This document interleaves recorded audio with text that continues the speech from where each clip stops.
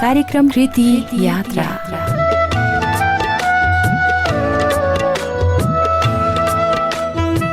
नमस्कार श्रोता मित्र, स्वागत छ यहाँलाई कार्यक्रम कृति यात्रामा। प्राविधिक मित्र निराजन थापा मगरसँगै उपस्थित छु म कार्यक्रम प्रस्तुता उर्मिला लिम्बू र तपाईँ सुन्दै हुनुहुन्छ रेडियो हिमालयन 99.7 मेगाहर्ज मार्फत कार्यक्रम कृति यात्रा आउने गर्दछ साताको हरेक बिहिबार राति 9 बजे र पुनः प्रसारण शुक्रबार मध्याह्न 12 बजेदेखि 1 घण्टा अवधिभरको लागि। साथै अनलाइन मार्फत हामीलाई हाम्रो वेबसाइट www.radiohimalayan.com लगइन गरी विश्वभरबाट हेर्न, पढ्न र सुन्न सक्नुहुनेछ।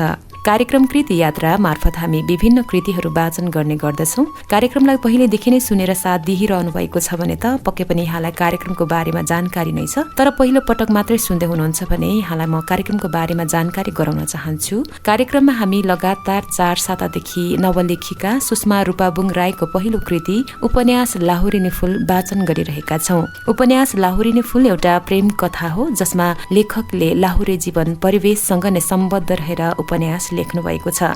लेखकको पहिलो कृति स्वरूप प्रकाशित उपन्यास लाहुरिने फूल निकै नै सफलता प्राप्त गर्न सफल उपन्यास पनि हो। अब यसै उपन्यासको वाचन क्रमलाई नै निरन्तरता दिन चाहन्छु। गएको साता उपन्यासको पृष्ठ 152 सम्म वाचन गरेर रोकेकी थिएँ।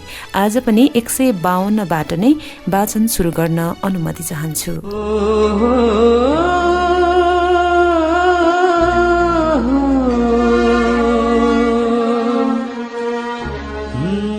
मान्छेहरूले हाउडे भन्न सक्छन्। सुरुमा मलाई त्यस्तै लागेको थियो। पछि त मानुषीको यही हाउडे बानीले मलाई आकर्षित गर्यो। कोहीसँग केही कुरामा गुनासो गर्दिन। मानौ उसँग दुख्ने मुटु र रिसाउने तत्त्व नै छैन। सानातिना दुःख पीरहरू त उसको हँसिलो अनुहार देखेर डराउँछन् जस्तो। कहिलेकाहीँ आफूलाई पीर पर्दा, चित्त दुख्दा उसलाई भेटेपछि म त्यसै जाती हुन्छु। प्रथम वर्ष हामीले अन्तिम बेन्चमा बसेर बितायौँ। दोस्रो वर्षमा पनि यसैलाई निरन्तरता दियौँ। कलेजमा रमाइलो गर्ने हो, घरमा चाहिँ पढ्ने हो। मानुषीले यसै भनेर उक्साउँथे। मानुषीले भने जस्तै ऊ घरमा पढ्दै रहेछ। उसको प्रथम वर्षको रिजल्टले प्रमाणित गर्यो। मानुषी र विनिताको फर्स्ट डिभिजन आयो। सुनिता र मेरो चाहिँ उही फर्स्ट डिभिजन। नुमाले एसएलसी सेकेन्ड डिभिजनमा पास गरी। उसको अनुहारमा कुनै खुसी झल्किएन। बाबालाई सुनाउन पाए हुन्थ्यो लाग्दो हो, या बाँकीको पढाइको बारेमा चिन्ताले अत्यास लाग्दो हो। नुमाले सेकेन्ड डिभिजनमा पास गर्दा पापा आमा एकदमै खुसी हुनुभयो। म सधैँ हामी दुई बीच पापा आमाको माया घटी बढी नदेखियोस् भन्ने कुरामा सचेत रहन्थेँ। नुमाको लागि अब हामी बाहेक अरू कोही थिएन। जारीवाल सर बिहे गरेपछि बेखबर थिए। नुमा आफ्नै परिवार ठानेर एक छोरीकै भूमिका निर्वाह गर्थे। म भन्दा ज्ञानी थिए। त्यही भएर आमालाई नुमा झन् प्यारी थिए। पापाले नै नुमालाई कुन विषय पढ्ने भनेर सोध्नुभयो। नुमाले साइन्स पढ्ने इच्छा राखी। हाम्रो क्याम्पसमा साइन्स थिएन, त्यसैले त्यही स्कुलमा 11 कक्षामा पापाले नुमालाई भर्ना गरिदिनु भयो। दोस्रो वर्ष यत्तिकै बितिरहेको थियो। कहिले विद्यार्थी आन्दोलन, कहिले हडताल बन्द, कुनै कोर्सहरू पुरा भएका थिएनन्। यता दोस्रो वर्षको परीक्षाको रुटिन पनि आइसकेको थियो। क्याम्पसमा पढाइ हुन छोडिसकेको थियो। क्याम्पसका विद्यार्थी नेताहरूले हामी सबैलाई उठाएर लान्थे। मुख्य चोकमा मान्छेहरूको भिड अचम्मै लाग्दो उर्लिएको हुन्थ्यो। कोही भाषण गर्थे, कोही नारा लाउँथे, पुलिसहरूले घेरा लाउँथे। पक्रण नसकेको जतिलाई बिहानमा राखेर लान्थे। तत्कालीन राजा ज्ञानेन्द्र शाहको विरुद्धमा नाराबाजी हुन्थे। गाली जस्तै ज्ञाने चोर, देश छोड। हामीलाई यो सब कुरामा चासो थिएन, बुझ्न खोजेनौँ। भिडभाडमा रमाइलो गर्दै समय काट्थ्यौँ। वैशाख 25 गतेदेखि परीक्षा थियो। हामी 3 जनाले ग्रुप स्टडी थालेका थियौँ। सुनिताको कोठा शान्त हुने भएकोले धेरैजसो उसै कहाँ भेला हुन्थ्यौँ। टन्टालापुर घामले खडेरी परेको थियो, उराठ लाग्दो। वैशाख 11 गते खाना खाएर सुनिताको कोठा जान तयारी हुँदै गर्दा दिपले फोन गरेर जानकारी दियो। राजाले आफ्नो गद्दी छोड्यो रे, लोकतन्त्र दिवस मनाउने रे, आज चोकमा आऊ है। सुनिता र मानुषीलाई खबर गरे। उनीहरूले अल्छी माने। मलाई पनि उनीहरू नआइदिए नै हुन्थ्यो भन्ने लागेको थियो। औपचारिकताको लागि मात्र जानकारी दिएकी थिएँ। थाहै नदी एक्लै गइस् भन्छन् भन्ने मात्रै हो। परीक्षाको चक्करले दीपसँग भेटघाट कम भएको थियो। यही बहानामा दीपसँग म एक्लै भेट्न चाहन्थेँ। बाटो, गल्ली, चोक कतै खाली थिएन। झन्डा बोकेर नारा लगाइरहेका मान्छेहरूको भिड थियो। नेताहरू चोकको स्टेजमा चर्को चर्को आवाजमा भाषण गरिरहेका थिए। सबैको अनुहारमा खुसी, विजय प्राप्तिको मुस्कान झल्किरहेको थियो। अरू बेला सानो लाग्ने चोक यति बेलाको भिडमा साथी भेट्टाउने मुस्किल थियो। चोकको बीचमा नेपालको आकारमा मैनबत्ती बलिरहेको थियो। गाडीमा चढेर मान्छेहरू झन्डासहित नारा लगाउँदै ओहोर दोहोर गरिरहेका थिए। दीप र मैले चोकदेखि माथिल्लोपट्टिको साइडमा पेटीमा उभिएर एकछिन रमिता हेऱ्यौँ। मलाई त अल्छी लाग्यो। मैले भने, देशमा यति ठुलो परिवर्तन आएको बेला पनि अल्छी मान्ने? म घर जान्छु अब। कसैले नदेख्ने गरी दीपले मेरो हातमा काउकुती लगायो। मैले उसको हात चिमोटेँ। आफ्नो हात छुटाएर सन्किएको आँखाले हेरेँ। चियाबारी घुम्न जाने? दीपले आँखा फरफराउँदै सोध्यो। जाने। एक्जाम कहिलेबाट हो? अझै 10-12 दिन छ। पछि फेल भयो भने एक्जामको टाइममा मलाई चियाबारी घुमाएर भन्ने आरोप नआओस् नि। दीपले मलाई दायाँ कुइनाले हल्का ठेल्यो। उसरी नै दायाँ आँखा झिमिक्क पार्यो। म केही नबोली भिडबाट खुला ठाउँतिर निस्किएँ। एक्लै जाने हो? दीप मलाई पछ्याउँदै आयो। चोकदेखि सिधै ठाडो चेपारो बाटो हुँदै प्रहरी कार्यालय मुनतिरको तेर्सो बाटोमा निस्केपछि तेर्सो भएर हामी चियाबारी पुग्यौँ। हिउँदमा चियाबारीलाई फेदमै कलमिङ गर्छन्। त्यो बेला चियाबारी साह्रै रुखो देखिन्छ। वैशाख लागेपछि नयाँ सालसँग चियाका पालुवाहरू पलाउँछन्। फुस्रो देखिएको चियाबारी हरियो हुन्छ। बाटोको धुलो बाहेक भर्खरै पलाउँदै गरेको चियाका मुनाहरू हरिया भएका थिए। लोभलाग्दा देखिएका थिए। यसपालि तिम्रो बर्थडे मनाउन नपाएर दुःख लागेको छ। चियाबारीको ओह्रालो झर्दा झर्दै दीपले भन्यो। किन दुःख मान्नु? तिमीले विश गर्यो त्यो नै ठुलो कुरा हो। केक काट्नै पर्छ भन्ने छैन नि। मैले दीपको हात समाउँदै भने, म प्रत्येक वर्ष तिम्रो जन्मदिनमा दीपमा उज्यालो शिखा बाल्न चाहन्छु। यसपालि क्याम्पसको गेमले गर्दा मिस भयो। साह्रै नरमाइलो लागेको छ। चियाको बोटमा अडेस लागेर दीपले भन्यो, नरमाइलो किन मान्नु? पोहोर साल पहिलोपल्ट मेरो बर्थडे स्पेसल मनाइदियो। त्यो नै मलाई जिन्दगीभर पुग्नेछ। म दीपतिर ढल्किएँ। दीपको अनुहार एकाएक भावुक देखियो। ऊ केही बोलेन। हामी फेरि चुपचाप ओह्रालो झर्न थाल्यौँ। घामको उष्ण तापले डाँडामा बस्न सक्ने स्थिति थिएन। हामीले उही रुखको छहारी मुनिको ढुङ्गामा ज्यान बिसायौँ। सधैँ जस्तै फेरि उही प्रेमका कुरा, भविष्यका मिठा मिठा कुराहरू, एकअर्काको अँगालो र चुम्बनहरू साटासाट भए। छुट्ने बेला दीपले अँध्यारो अनुहार बनायो। शिखा, साँच्ची एउटा कुरा। यति भनेर दीप अन्कनियो। के कुरा? भन न। म हतारिएँ। यसपालि मेरो क्याम्पसको फाइनल एक्जाम र भर्तीको टेस्ट एउटै समयमा हुने भयो। हो र? म अत्तालिएँ। दिमाग तातियो। गालाहरू ताता भए। यस्तो त कहिले सोचेकी थिइनँ। लाहुरेको चक्करमा दीपले पढाइ बिगारिसक्यो। अब 1 वर्षभरिको कमाइको प्रतिफल आउने बेला त्यसलाई नै त्यागेर त म लाहुरे हुन दिदिनँ। लाहुरे भयो भने त ठिकै छ। पढेर जागिर खायो भन्दा धेरै कमाउँछ। हाम्रो बिहे गर्न सहज हुन्छ। एकैछिनमा मनभित्र विभिन्न तर्कनाहरूको आँधीहुरी आएर मडारिन थाले। दीप मलाई हेरिरहेको छ। मेरो प्रतिक्रियाको आशामा छ। दीप, यसपालि तिमी लाहुरे भिड्न नजाऊ है। परीक्षा राम्रोसँग दिऊ। मेरो मनमा धेरै कुराहरूको अन्तर्द्वन्द्व भइरहेको थियो। मुखबाट भने यही कुरा निस्क्यो। मेरो कुराले दीप खुसी होला। आफूले मन पराएको लाहुरे भर्तीबाट छुटकारा पाएँ भनेर उत्साहित होला। मुस्कुराउला भन्ने लागेको थियो। अचम्म, त्यस्तो केही भएन। मेरो कुराले उसको अनुहारमा कुनै चमक आएन। मैले निर्णय गरिसकेँ। यसपालिको एक्जाम छोडेर म लाहुरे भिड्न जान्छु। दीपले भन्यो। म अवाक बने। अध्याय 11। 3 दिन अघिबाट निरन्तर झरी परेर बाटाहरू हिलाम्य भएका छन्। चप्पलले हिलो उछिटाएर पछाडिपट्टिको कम्मरदेखि मुनिका सबै कपडा टाटै टाटा हुने। हावा हुन्डरी सहितको झरी। छाता ओढ्दा छाता नै भाँचिएला जस्तो। पानी छड्काएर सबै लुगा नेत्रुके हुने। अलिकति टाउको बाहेक छाताले अरू ओताउनै नसकिने। सुनिताको डेढासम्म पुग्दा मेरो यस्तै हालत भएको थियो। बधौको तेस्रो साता बित्नै लागेको थियो। झरी भने झन्झन दरिलो बनिरहेको थियो। हिउँद लाग्ने बेला अन्तिममा आफूलाई सबै रित्याउन हतार गरिरहेको थियो।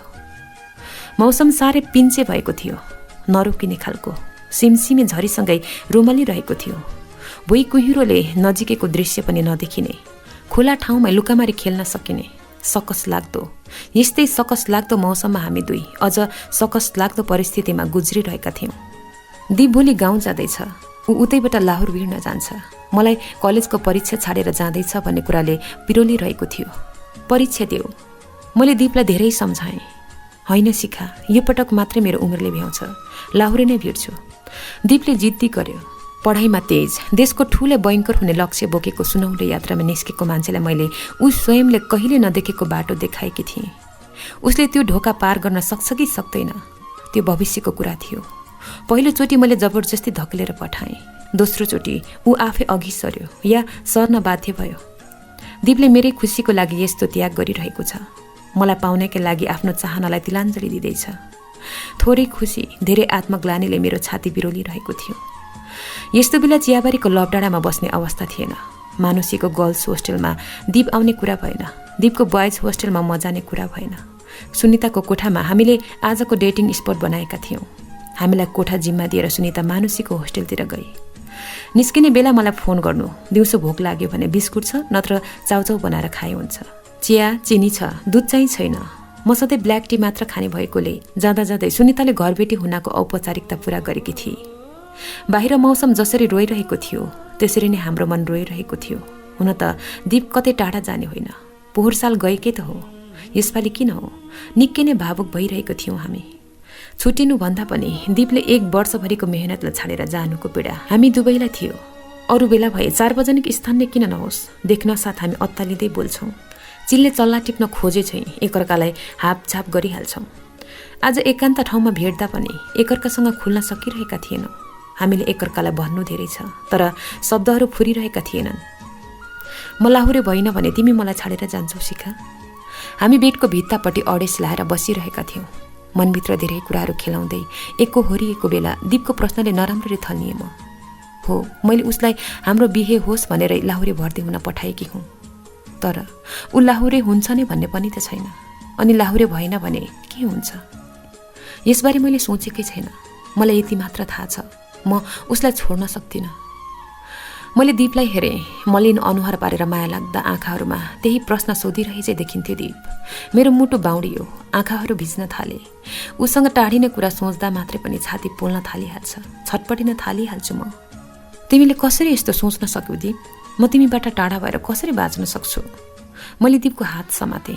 मेरो घाँटीमा गाँठो परेर झन्डै झन्डै हिक्का नै छुट्यो। जबरजस्ती नियन्त्रण गरेँ।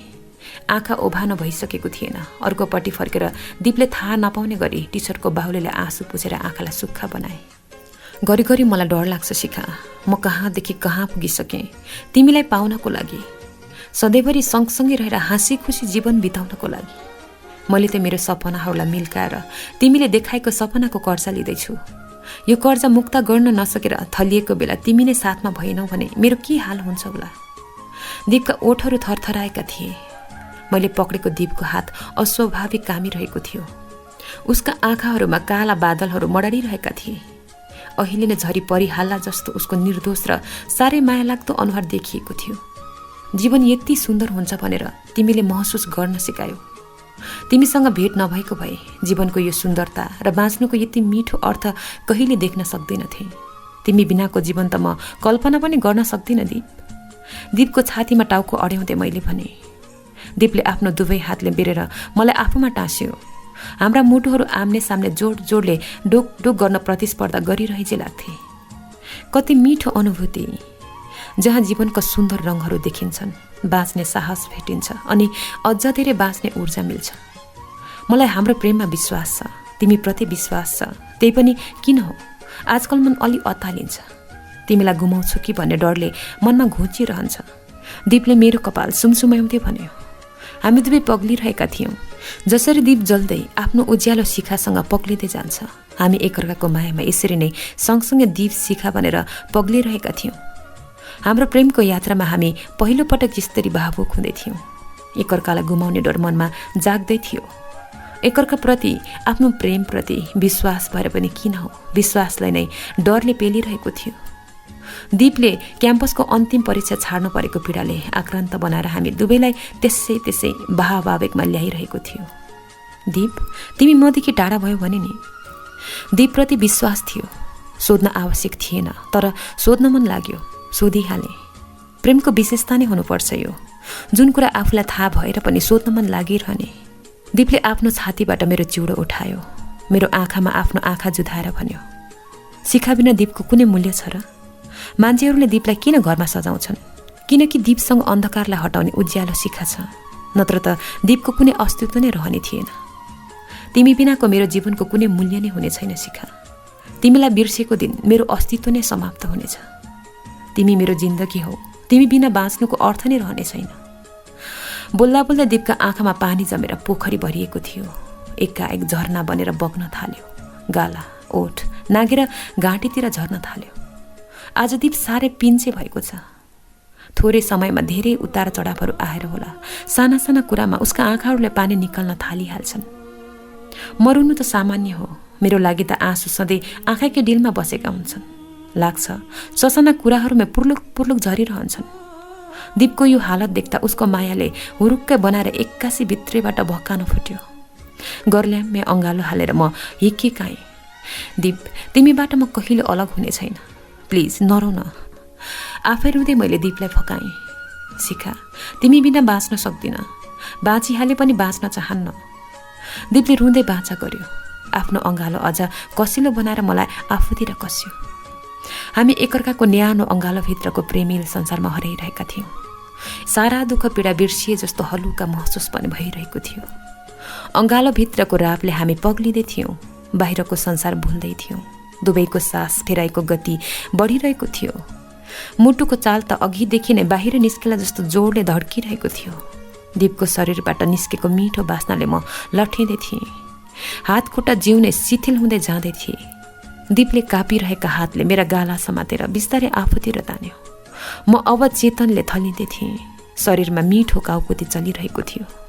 मेरो ओठ थरथराइरहेको थियो। दीपको उही हाल थियो। कामिरहेको आफ्नो ओठले बिस्तारै मेरो ओठलाई छोप्यो। शरीर जिरिङ्ग भयो। करेन्ट लागे जस्तो, तर साह्रै मिठो। मैले आफूलाई बिर्सिएँ। अर्धचेतको भएँ। म दीपको काखमा बिलाइ भएँ। ट्याङ्ग एक्कासीको आवाजले हामी दुवै झस्क्यौँ। सपनाबाट बिउजेसरी दुवै सम्हाल्यौँ। आवाज आएतिर हेऱ्यौँ। भुइँमा एउटा स्टिलको गिलास लडिरहेको थियो। टेबलबाट खसेको हुनुपर्छ। हामी दुवै एकअर्काको बहुपासबाट छुट्यौँ। भित्तालाई अडेसो लाएर बस्यौँ। हामी दुवै लजाउँदै मुस्कुरायौँ। हामी फेरि त्यही अवस्थामा पुग्न सक्थ्यौँ चाहेको भए। फेरि मनसँगै शरीरलाई एकअर्कामा समाहित गर्न सक्थ्यौँ। तर अघि पो हामी अन्जानमै बहकिएर त्यहाँसम्म पुग्यौँ। फेरि मनसँगै शरीरलाई एकअर्कामा समाहित गर्न सक्थ्यौँ। तर अघि पो हामी अन्जानमै बहकिएर त्यहाँसम्म पुग्यौँ। दुवैले मनन गर्यौँ। हामी अहिले नै त्यति परसम्म पुग्न चाहेका थिएनौँ। परिस्थितिले त्यहाँसम्म पुर्यायो। बीचबाटै फर्क्यौँ र हामीले फेरि त्यता जाने कोसिस गरेनौँ। आत्मिक प्रेममा शरीरको प्रेम जहिले गौण रहन्छ। भर्खरै गिलासको आवाजले तर्साएर बिउजेको फेरि मोबाइलको टिङटिङले झस्कायो। म उठ्न खोज्दै थिएँ। मभन्दा अघि नै दीपले टेबलबाट मोबाइल ल्याएर मेरो हातमा थमाइदियो। सुनिताको मेसेज आएको रहेछ। मेरो कोठामा राम्रो नेटवर्क आउँदैन, त्यहाँ तिम्रो फोन नलागेर आमाले मेरो नम्बरमा गर्नुभएको थियो। मैले टोयलेट गएको छ भनेको छु। झ्यालपट्टि अलि राम्रो नेटवर्क आउँछ, घरमा कल गरिहाल है। डरले मेरो मुटु ढक ढक गर्न थालिहाल्यो। हतार हतार झ्यालको पर्दा हटाएर हेरेँ। अहो, बाहिर त साँझको रिमरिम पो भइसकेछ। म नै झन् अतालिएँ। मोबाइलमा टावर सिग्नल एउटा मात्र थियो। झ्याल खोलेर झ्यालमै टाँसिएर घरको नम्बरमा डायल गरेँ। फोन लाग्यो। मेरो फोन पर्खेर बसिरहनु भए जसरी आमाले उठाइहाल्नु भयो। रात पर्न आँट्यो, किन यति बेलासम्म नआएको? फोन लाग्दैन, आमाले भनिहाल्नु भयो। साथीहरूसँग मिलेर प्र्याक्टिकल गर्नु धेरै थियो, त्यही भएर ढिलो भयो। अब एकछिनमा साथीहरूले नै पुर्याइदिन्छन्। मलाई ढाँट्ने बानी भइसकेको थियो। सजिलै बहाना बनाइदिएँ। अब घर आउनु, बाँकी भोलि गर्नु, आमाले आदेश दिनुभयो। मैले इस भन्नै नपाई आमाले फोन राखिदिनु भयो। दीप, झ्यालमा आएर हेर त, साँझ परिसकेछ, अब घर जानुपर्छ। मैले दीपलाई बोलाएँ। दीप मेरो छेउमा आएर झ्यालमा अडेसियो। बाहिरतिर हेर्दै भन्यो, किन आमालाई ढाँटेको?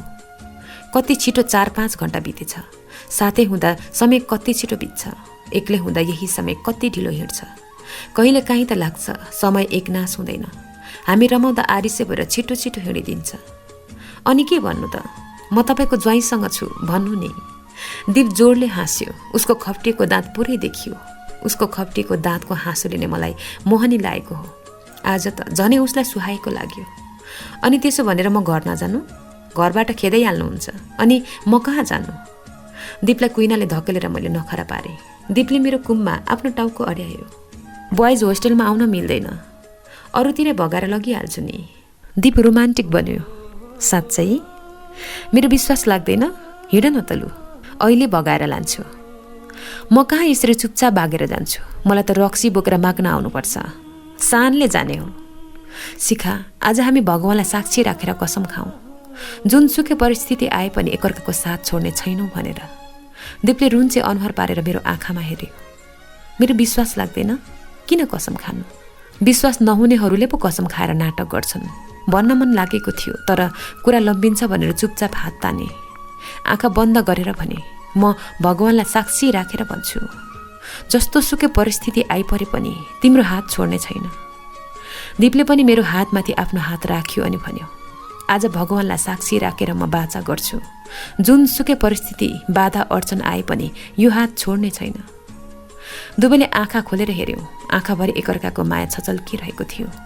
हाम्रो सम्बन्धले थप उचाइ पाएको थियो। कसमले झनै हाम्रो प्रेमलाई बलियो गरी कसेको थियो।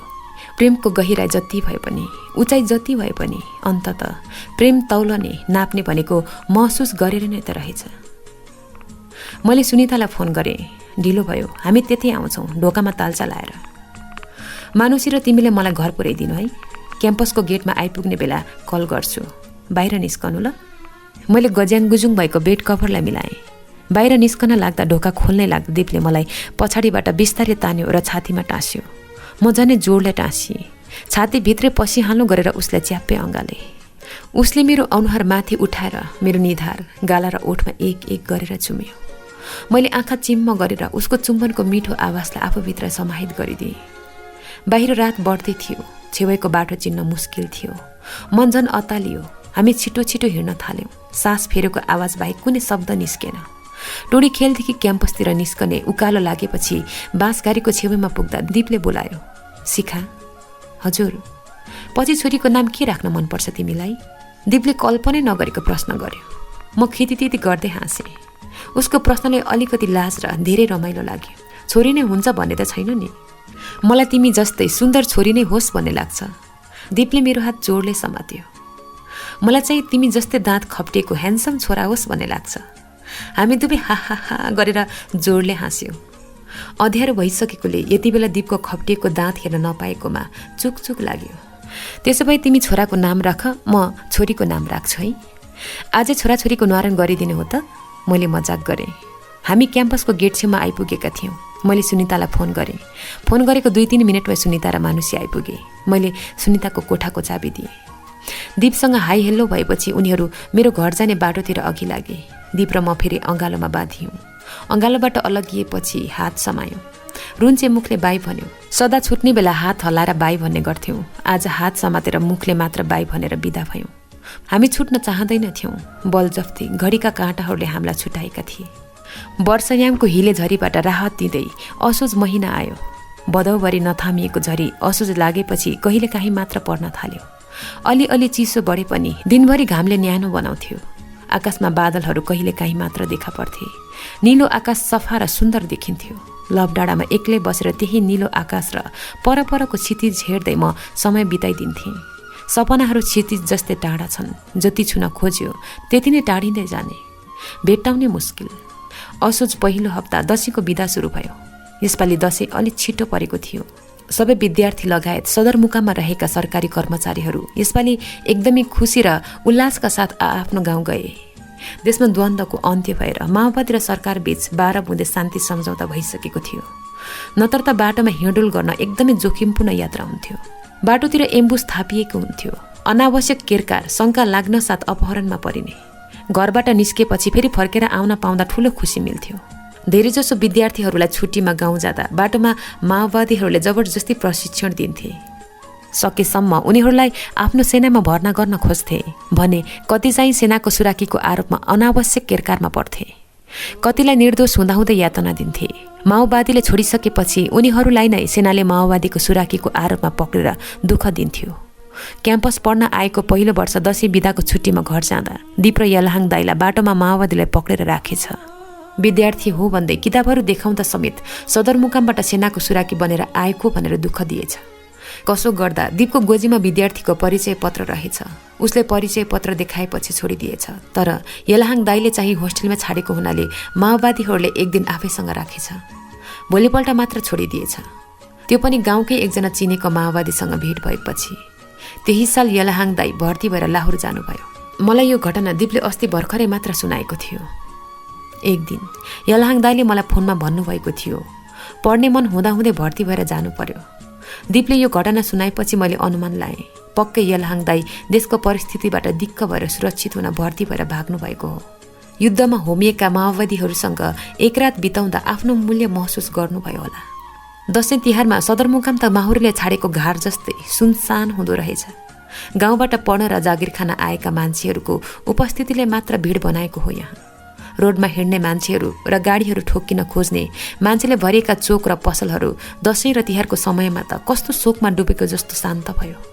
द्वन्द्व रोकिएको मौकालाई सदुपयोग गर्दै यसपालि दशैंमा पापा आमा पनि गाउँ जानुभयो।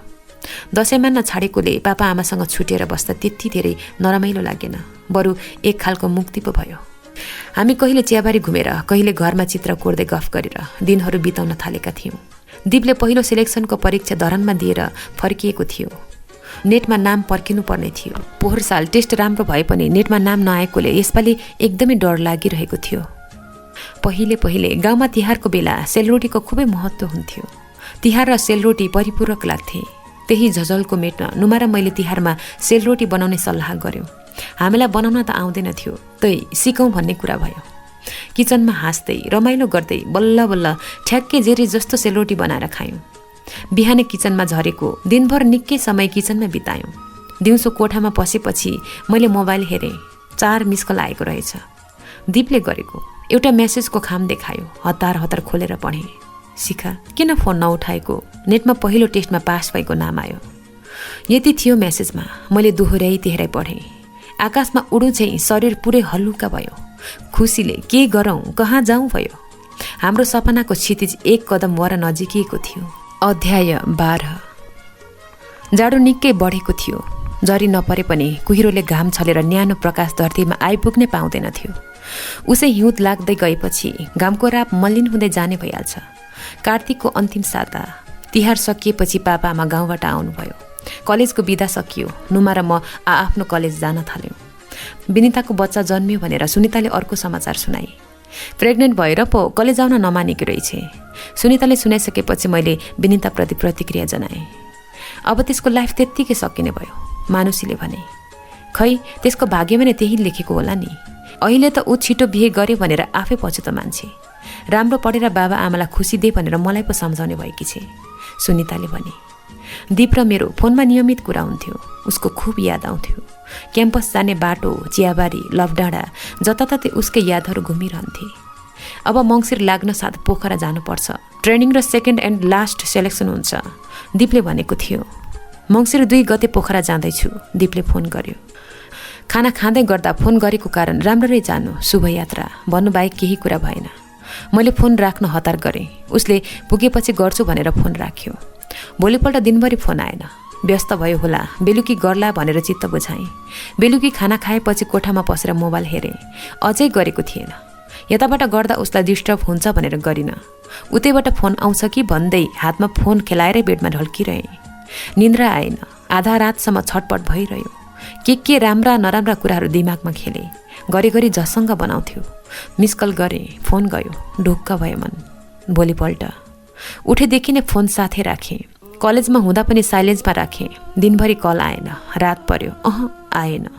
अब भने मेरो धैर्यताको बाँध भत्कन थाले। दिमागमा विभिन्न कुराहरू खेले। जति नै व्यस्त भए पनि एकैचोटि त फोन गर्न सकिन्छ। फोन नगरे पनि कमसेकम एउटा मेसेज त गर्न सकिन्छ। रिस उठ्यो। घरि उसलाई अप्ठ्यारो पो पर्यो कि भनेर चिन्ता लाग्थ्यो। घरि उसले जानी जानी मलाई इग्नोर गर्न खोजेको हो कि भनेर चित्त दुख्थ्यो। दिमागमा हजारौं कुराहरू यताउता गर्दै सलबलाउन थाले। टाउको झनन भएर उल्टिने आउला जस्तो भयो। फोन डायल गरेँ। लाग्यो तर उठेन। बरु एउटी केटीको आवाज आयो, माफ गर्नुहोला, तपाईँले सम्पर्क गर्नु खोज्नु भएको नम्बर उठेन। बिहान फोनकै अलार्मले बिउछायो। मोबाइल किनेपछि अलार्मले उठ्न सजिलो भएको छ, नत्र त सधैँ बिहान क्याम्पस जानलाई आमा नै अलार्म हुनुपर्थ्यो। म आफै चाँडै उठ्ने बानीको कहिले हुन सकिनँ। मोबाइलको अलार्म बन्द गरेँ। मोबाइल हेरेँ। मेसेज आएको छ कि भन्ने आशाले, तर डायल गरेको लिस्टमा दीपको नम्बरमा 70 पल्ट मात्र देखेँ। अझै टाउको भारी भइरहेको थियो। मुटु कता कता पोलिरहेको थियो। क्याम्पस जाने मन थिएन, तर बहाना बनाउने कुरा पनि थिएन। जाने मन नहुँदा नहुँदै क्याम्पस गएँ। त्यहाँ पनि उही हाल, उही छटपटी।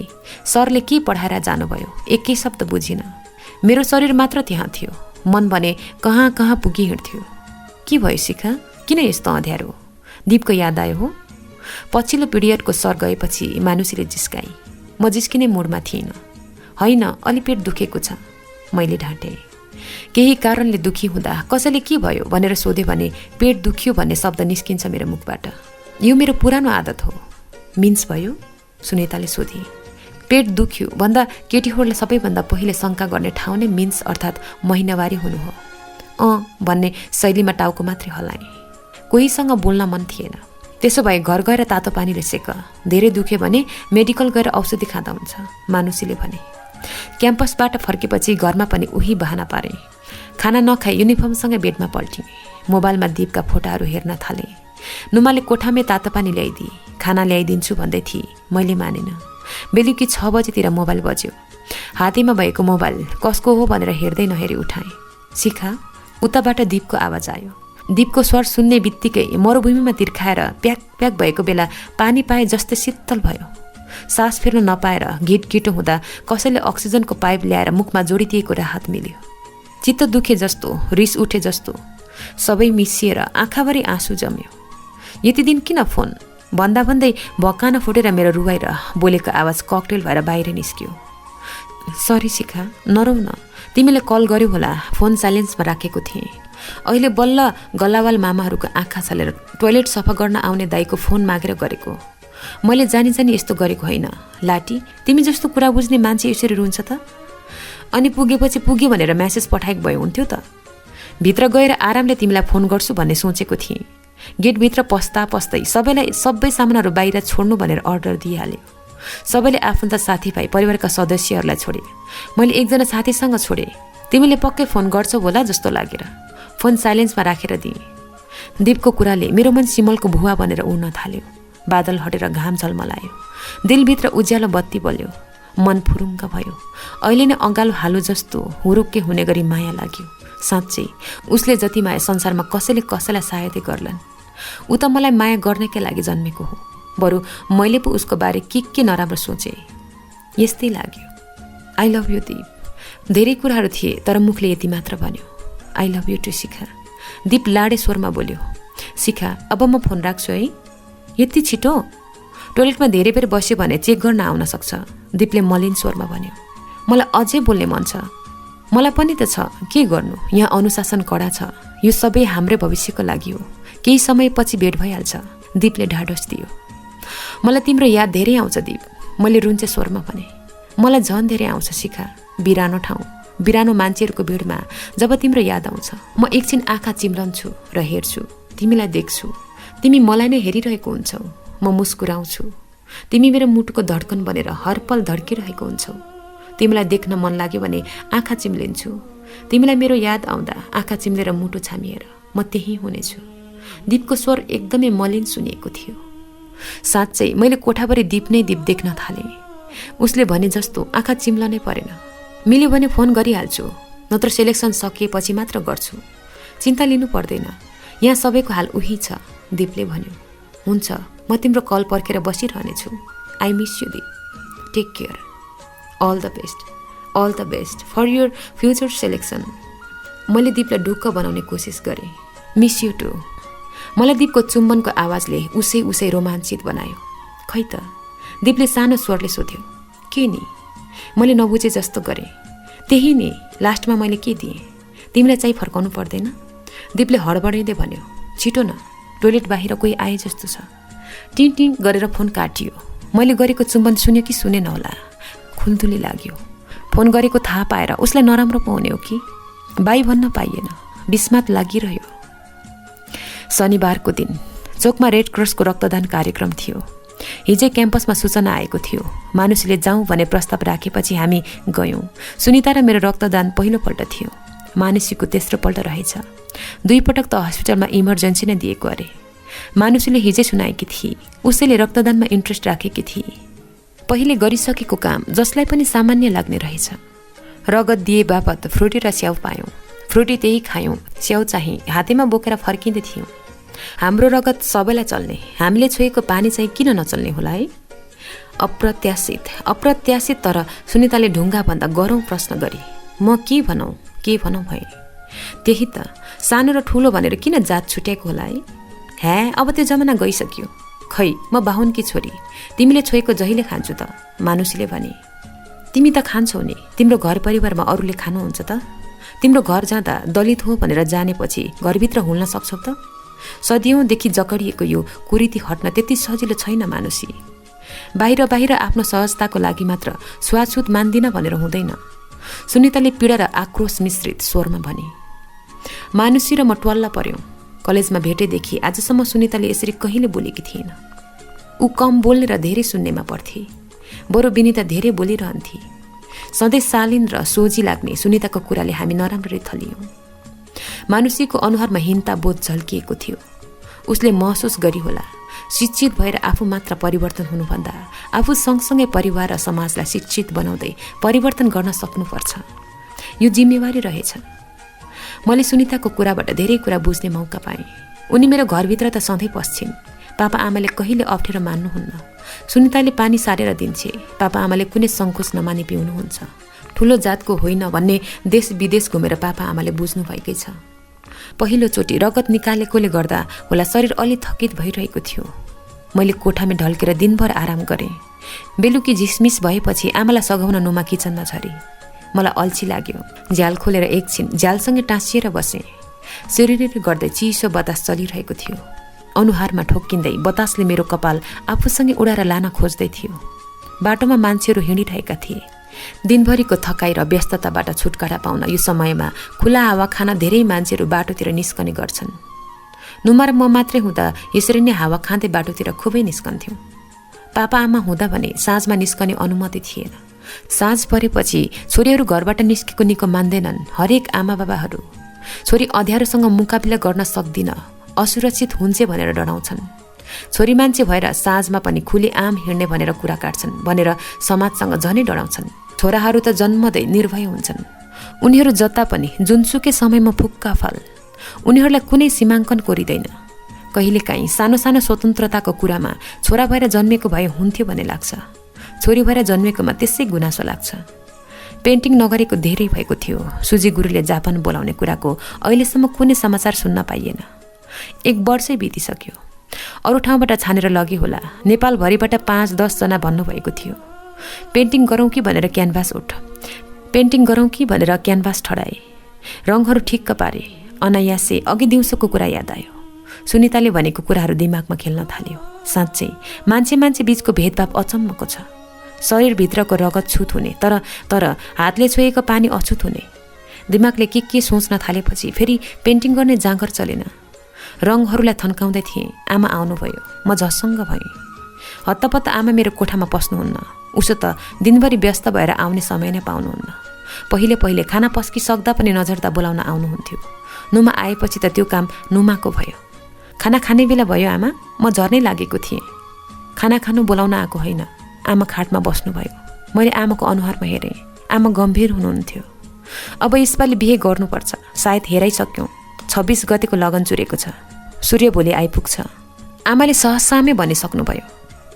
मेरो दिमाग एकाएक शून्य भयो। सपना हो कि विपना, केही छुट्याउनै सकिनँ। आमालाई एकहोरो हेरिरहे। पोहोर साल पढ्ने भनिस् 1 वर्ष पर्ख्यो। सूर्य ज्ञानी छ। लाहुरेसँग बिहे गरेपछि सुखसँग जिन्दगी बित्छ। अभाव हुँदैन। तेरो पापा लाहुरे नभएको भए आज हामी गाउँबाट यहाँ आएर बस्न सक्दैनथ्यौँ। हाम्रो छोरा भने पनि छोरी भने पनि तै एउटै छस्। हामीलाई तेरो चिन्ता लाग्छ। बिहे गरिदिएपछि हामीलाई ढुक्क हुन्छ। मेरो प्रतिक्रियाको आशा नै नराखी आमा उठेर जानुभयो। आमा मेरो कुरा सुन्न होइन, मेरै बिहेको निम्तो दिन आउनुभएको रहेछ। आमा जानुभएपछि म अत्तालिएँ। छाती पोल्न थाल्यो। के गरौँ, के नगरौँ, कता जाउँ, कसलाई भनौँ? मन छटपटियो। रिङ्गटा लाग्यो। हातमा रातो रङ थिएछ। देखेर तर्सिएँ। एउटा रङको बट्टा घोप्टेर टेबलभरि दलिएछ। पुछ्नको लागि पुरानो कपडा र्याकमा छान्न जाँदा भित्ताको क्यालेन्डरमा आँखा ठोक्कियो। हतार झिकेर 26 गते खोजेँ। अब 1 हप्ता बाँकी रहेछ, अर्थात् अर्को शुक्रबार। दिमागले झनै काम गरेन। हात खुट्टा लुला भए। पुरै शरीर थकित भयो। उभिन गाह्रो भयो। म बेडमै लम्पसार परेँ। कमजोर, एक्लो र निरीह महसुस भयो। मान्छे जब एक्लो, सहाराविहीन र निरीह हुन्छ त्यति बेलाको साथी भनेको केवल आँसु त हो। मलाई त आँसु पनि दीप जत्तिकै प्यारो लाग्छ। सारा संसारले सुन्ने गरी, दीपले सुन्ने गरी रुन मन लागेको थियो, तर सकिनँ। घरका मान्छेहरूले नसुन्ने गरी सिरानीमा घोप्टिएर रोएँ। निकै बेर रोएपछि मन केही हलुङ्गो भयो। कम्तीमा 2 वर्ष पर्खेला भन्ने आशा गरेकी थिएँ। त्यति बेलासम्म त दीप लाहुरे भइसक्थ्यो, नभए पनि डिप्लोमा सकाएर जागिर खान सक्थ्यो, विकल्प निस्कन्थ्यो। तर 1 वर्ष नबित्दै पापा आमाले बिहेको साइत जुराउनु भयो। आँधी आएर भत्काए जसरी मेरा सपनाहरू भत्किरहेका थिए। दीपको फोन उसँग छैन भनेर थाहा पाएर पनि आशाले डायल गरे। मोबाइलले भन्यो, तपाईँले सम्पर्क गर्न खोज्नु भएको मोबाइलको स्विच अफ गरिएको छ, कृपया पुनः प्रयास गर्नुहोला। ब्याट्री अफ भयो होला यो बेलासम्म। साथीले अर्काको फोन चार्ज गरिदिने कुरा भएन, तर मलाई त्यो बोल्ने केटीलाई झप्पट हानु जस्तो रिस उठ्यो। उसैले दीपको फोन स्विच अफ गरिदिए जस्तो। अब उताबाट दीपले गरेको कल पर्खनु बाहेक मसँग कुनै विकल्प थिएन। अबको यो 1 हप्ताको समयमा कि आफ्नो प्रेम जोगाउनु छ कि त अर्कोसँग नयाँ जीवन सुरु गर्नु छ। म कुनै हालतमा आफ्नो प्रेमलाई गुमाउन चाहन्नथेँ। फेरि पापा आमालाई म अरूसँग प्रेम गर्छु भन्न सक्ने हिम्मत थिएन। भने पनि फाइदा हुनेवाला छैन। बरु झन् छिट्टो बिहेको मिति सारेर लाहुरे ज्वाइँलाई जिम्मा लाउनु हुनेछ। प्रेम महसुस गर्ने कुरा हो। मान्छेले हेरेर अरूको प्रेम देख्दैन, बुझ्न सक्दैन। पहिले पहिले प्रेममा पागल भयो रे, प्रेममा मर्यो रे, प्रेम गरेर भाग्यो रे भनेको सुन्दा अनौठो लाग्थ्यो, वाहियात लाग्थ्यो। तर अब आफूले प्रेमको महसुस गरियो अनि बल्ल थाहा भयो। मान्छेहरू प्रेममा अन्ध हुन्छ भन्छन्। मलाई लाग्यो प्रेम नगर्नेहरू चाहिँ अन्धा हुन्छन्। प्रेम गर्नेहरूको प्रेम देख्न सक्दैनन्, बुझ्न सक्दैनन् र उल्टे आरोप लाउँछन्। मलाई त संसारमा प्रेमभन्दा अरू सुन्दर केही लाग्दैन। प्रेमको क्यानभासमा त सधैँ सुन्दर रङ्गीन चित्रहरू मात्र कोरिन्छन्, जसले सधैँ बाँचिरहन, हाँसिरहन सपना देखाइरहन्छन्। सबैभन्दा ठुलो कुरा त प्रेमले बाँच्नुको अर्थ बोध गराउँछ। प्रेम बिना जिउनु त सुक्खा खडेरीमा पानी बिना जिउनु हो, उराट र निश्वास बाँच्नु हो। मलाई बिहे गर्ने मन छैन भन्ने कुरा पापा आमालाई राम्ररी थाहा छ। उहाँहरू मेरो भविष्य अर्थात् आफ्नो छोरीको भविष्य सुनिश्चित गर्नको लागि कठोर भइरहनु भएको छ। उहाँहरूले जीवनमा कहिले प्रेम गर्नु भएन होला। विवाहपछि श्रीमान श्रीमतीमा अगाध प्रेम भयो होला। आमाले लाहुरेसँग बिहे गरेपछि आफूले इच्छा गरेका सबै कुरा पूरा गर्ने हैसियत बनाउनु भयो होला। त्यसैले त आफूले भोगेको देखेको संसारै छोरीको भविष्य पनि सुरक्षित देख्नुभयो होला। राति 8 बजेतिर नुमा खाना खान बोलाउन आई। मलाई खाना खानेर पापा आमाको अघि जाने मन थिएन। ब्लड डोनेसन गरेको दिन खाना खाएन भने झन् कमजोर हुन्छ, भोलि क्याम्पस जान सकिँदैन भनेर नुमाले कर गरे। आमाले खाना टेबलमा राखिदिनु भएको थियो। मेरा आँखाहरू सुन्निएका थिए, देख्न गाह्रो भइरहेको थियो। कुनापट्टि फर्केर बसेँ। बिहेको कुरा निकाल्नु हुन्छ कि भनेर बिस्तारै खाना खाएँ। कुरा निस्क्यो भने जे पर्ला दीप र मेरो बारे कुराहरू गर्छु भनेर हिम्मत बटुलेकी थिएँ। तर खाना खाइसक्दा न त पापाले कुरा निकाल्नु भयो न त आमाले नै। अध्याय 13। म अब भागेर जान्छु। मेरो कुराले मानुषी र सुनिता छक्क परे। हामी लबडाँडामा बसिरहेका थियौँ। म क्लासमा एकदमै मुड अफ भएको देखेर मानुषीले नै घुम्न जान भनेकी थिए। मेरो मन जस्तै मौसम धुम्मिएको थियो, पारीको दृश्य नदेखिने। हामी तीनैजनाले कलेजको साडीमाथि न्यानो उलनको स्वेटर लगाएका थियौँ। कहाँ भाग्ने कुरा गर्छ यो फेरि? मानुषीले ठुल्ठुलो आँखा पारेर मलाई हेर्दै भने। दीप भएको ठाउँमा नि? किन नि? दीपलाई भेट्छु अनि उसँगै उताउतै भाग्छु। अनि तिम्रो बाबाआमा? अहिलेसम्म चुपचाप बसिरहेकी सुनिताले सोधे। उहाँहरूले दीपलाई ज्वाइँ स्वीकारेर बोलाउनु भयो भने आउँछौँ, नत्र उतै कतै गएर दीपसँग दुःख सुख जीवन बिताउँछु। म उभिन बाँच्न सक्दिनँ। रातभरि सोचेर मैले यो निर्णय गरेकी छु। यति भनिसक्दा मेरो आँखाभरि आँसु जमिसकेको थियो। पागल जस्तो कुरा नगरे केटी, सुनिताले अलि चर्को स्वरमा भने। साँच्चै म पागल भइसकेँ। आँसुसँगै भित्रबाट हिक्का छुट्यो। म बच्चा जस्तै ग्वाँ ग्वाँ रोइदिएँ। सुनिता र मानुषी दुवैले अँगालेर मेरो ढाडमा सुमसुम्याउँदै आफ्नोपन महसुस गराए। रोइन्जेलसम्म नरौ भनेनन् उनीहरूले। जानी जानी मलाई रुन खुला छोडिदिए ताकि मेरो मन हल्का होस्। रोइसकेपछि साँच्चै मन हलुका भएको महसुस भयो। बुकिरहेको गरौँ भारी बिसाए जस्तो। घरमा खुलेर रुन सकेकी थिइनँ। सबैको अगाडि खुलेआम हाँस्न जति सजिलो छ, तर रुन त्यति नै गाह्रो रहेछ। दित मरुन्जेल रुनका लागि कि त आफन्त चाहिन्छ कि त साँच्चै आफूलाई बुझ्ने मान्छे चाहिँदो रहेछ। तिमीहरू एकअर्कालाई कति माया गर्छौ भन्ने कुरा हामीलाई थाहा छ, तर यसरी भागेर जाँदैमा सबै कुरा ठिक हुन्छ, समस्याको समाधान हुन्छ जस्तो लाग्दैन। बरु झन् विभिन्न समस्याहरू थपिनेछन्। तिमीलाई के लाग्छ मानुषी? सुनिताले मानुषीतिर हेर्दै भने। हो नि, कहाँ भाग्ने कुरा गरेको यति बेला? अब घरमा बिहे आउन 4 दिन बाँकी छ। कि त तैँले घरमा पहिले नै भन्नु पर्थ्यो, अब धेरै ढिला भइसक्यो, मानुषीले भने। प्रेम गर्नेहरू सबैको जीवनमा यस्ता मोडहरू आउँछन्, तर प्रेम प्राप्ति मात्र होइन, त्याग हो, बलिदान हो भन्छन् प्रेमविदहरू। तिमीले नै भनेको होइन, तिम्रो बाबा आमाको धेरै पछि सन्तानको रूपमा तिमी जन्मिएकी हौ। खुसीले आमाले आफ्नो जीवनमा उज्यालो ज्योति बनेर आइन् भनेर नाम शिखा राखिदिनु भएको भनेर। अब त्यही उज्यालो शिखा भागेर गई आमाको जिन्दगीमा सदाको लागि अँध्यारो बनाएर जान्छौ। सुनिताले आफ्नो कालो गहिरो आँखाहरू तन्काउँदै मलाई सोधे। मैले दुवैलाई हेरिरहेँ। नपाइन्जेलसम्म प्रेम नै सब थोक हो जस्तो लाग्छ, तर पाइसकेपछि त्यसको महत्त्व घट्दै जान्छ। प्रेमलाई अर्थशास्त्रको नियममा नबाँधे वास्तविक जीवनमा प्रेमको उपयोगिता रास नियम लागू हुन्छ। आफ्नै प्रेमको मूल्य घट्छ भनेर मात्र मान्छेहरू भन्न डराउँछन्। विनिताले प्रेम गरेर प्रेम र प्रेमी नै सबथोक हो भनेर बिहे गरे। यदि प्रेम नै जिन्दगीमा सुखको अन्तिम बिन्दु हो भने उसले किन आजकल मसँग गुनासो गर्दै किन पढाइ र जागिरमा सुख छ भन्छे? आफ्नै कारणले दुःख पाएँ भनेर प्रेमलाई सानो देखाउँछे। बाबा आमालाई सुख दिए भनेर मलाई किन बारम्बार भनिरहन्छे? किनकि उसले अहिले बुझेकी छे बाबा आमाको खुसीभन्दा ठुलो अरू केही हुनै सक्दैन। मैले तिमीहरूको प्रेम केही होइन भन्न खोजेकी होइन, तर यो अवस्थामा आफ्नो खुसी खोज्न नभाग भन्न खोजेको मात्र हुँ। सुनिताले मेरो हात समाएर सम्झाए। मलाई यति बेला सुनिता मसँगैको साथी होइन, कोही ठुलो मान्छेले सम्झिरहेको छ भन्ने महसुस भयो। सुनिता एकदमै कम बोल्ने, तर चाहेको खण्डमा ऊ धारा प्रवाह लामा लामा कुराहरू एकैचोटि बोल्न सक्छे। एकदमै अर्थपूर्ण कुरा गर्छे। अस्ति ब्लड डोनेसन गरेर फर्किँदा छुवाछुतको कुरादेखि मैले उसको अर्को रूप देखेकी थिएँ। आज उसले त्यही आफ्नो अर्को रूप देखाई। केही लामो लामो वाक्य बोलेर मलाई सम्झाइरहेकी थिए। मौसम अलि खुल्यो। तलतिर बोइज होस्टेल हेरेँ। त्यसै आँखा भरिएर आयो। दीप अहिले त्यहीँ हुनु नि भन्ने झुठो इच्छा जागियो, तर मैले नै त्यहाँबाट निकालेर लाहुरे भिड्न पठाएकी कुरा सम्झेर मन चसक्क भयो। साथीहरूले सम्झाउँदा अलि मन बुझे जस्तो हुन्छ। उनीहरूले भनेको कुरा सही हो लाग्छ, तर एक्लै भएपछि फेरि उही पीडा, उही छटपटी, उही यादले जिउँदै मरे तुल्य बनाउँछ। दिनभरि रातभरि दीपको फोनमा डायल गर्थेँ। फोन पो लागिहाल्छ कि कतै, झुकेर उसको साथीले रिसिभ पो गरिहाल्छ कि भन्ने झिनो आशाले। उताबाट दीपको फोन आउँछ कि भनेर एकै सेकेन्ड पनि फोनलाई आफूबाट अलग राखिन, तर न उसलाई फोन लाग्थ्यो न त उताबाट उसको फोन नै आउँथ्यो। बिहेको सबै तयारी हुँदै थियो। जति जति बिहेको दिन नजिकिँदै थियो मलाई भने मेरो मृत्युदण्डको मिति नजिकिँदै गए जसरी अत्यास लाग्थ्यो। दीपसँग नछुट्ने कसमहरू खाएको सम्झेर दिउँसै ऐठन पार्थ्यो।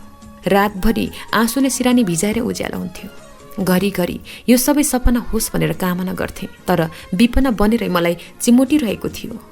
घरि पापा आमाको नाममा चिठी लेखेर भागौँ कि लाग्थ्यो, घरि मरिदिउँ कि लाग्थ्यो। फेरि सुनिताले भनेका कुराहरू सम्झेर त्यसो गर्न सक्दिनथे। म आफूलाई यति निरीह लाग्थ्यो कि नचाहँदै आफ्नो बगलबाट छुट्याएर बलि चढाउन लाँदै गरेको पशु हुँ म। बिहेको अघिल्लो साँझ झिमझिम भइसकेको थियो। कसैलाई केही नभनी निस्के।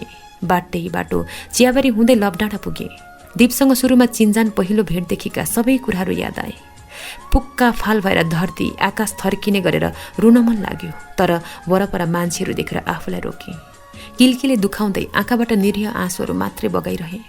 मनमा नै भगवानसँग गुनासो पोखे। आखिर छुट्याउनु छ भने किन भेटाउँछौ? प्रेममा मिलनको आशा देखाएर किन बिछोड लेखिदिन्छौ भाग्यमा? अरू बेला साँझ पर्ने बित्तिकै आँगनमा एक्लै निस्कन डर लाग्ने आज लागेन। सपनामा हिँडेको मात्रै लागिरहेको थियो। चियाबारीको ओह्रालो ओह्रालै झरे। यही ओह्रालो अरू बेला दीपको हात समाएर झर्थे, आज चियाका बोटहरू समाउँदै झरे। अँध्यारो बढिरहेको थियो। बाटोमा झरेपछि फेरि त्यही ढुङ्गामा गएँ, जहाँ हामी घन्टौँ घन्टा बसेर माया प्रेमका कुरा, मिठा मिठा सपना देख्थ्यौँ, भविष्यका योजनाहरू बुन्थ्यौँ। साझेदारीमा हामीले देखेका सपनाहरूको साक्षी छन् यो चियाबारी, यो ठुल्ठुलो रुख अनि यो ढुङ्गा। आज यिनीहरूले मलाई यस्तो अवस्थामा देख्दा के भन्दा हुन्? धोकेबाज, गद्दार भनेर मलाई मनमा नै घृणा गर्दा हुन्।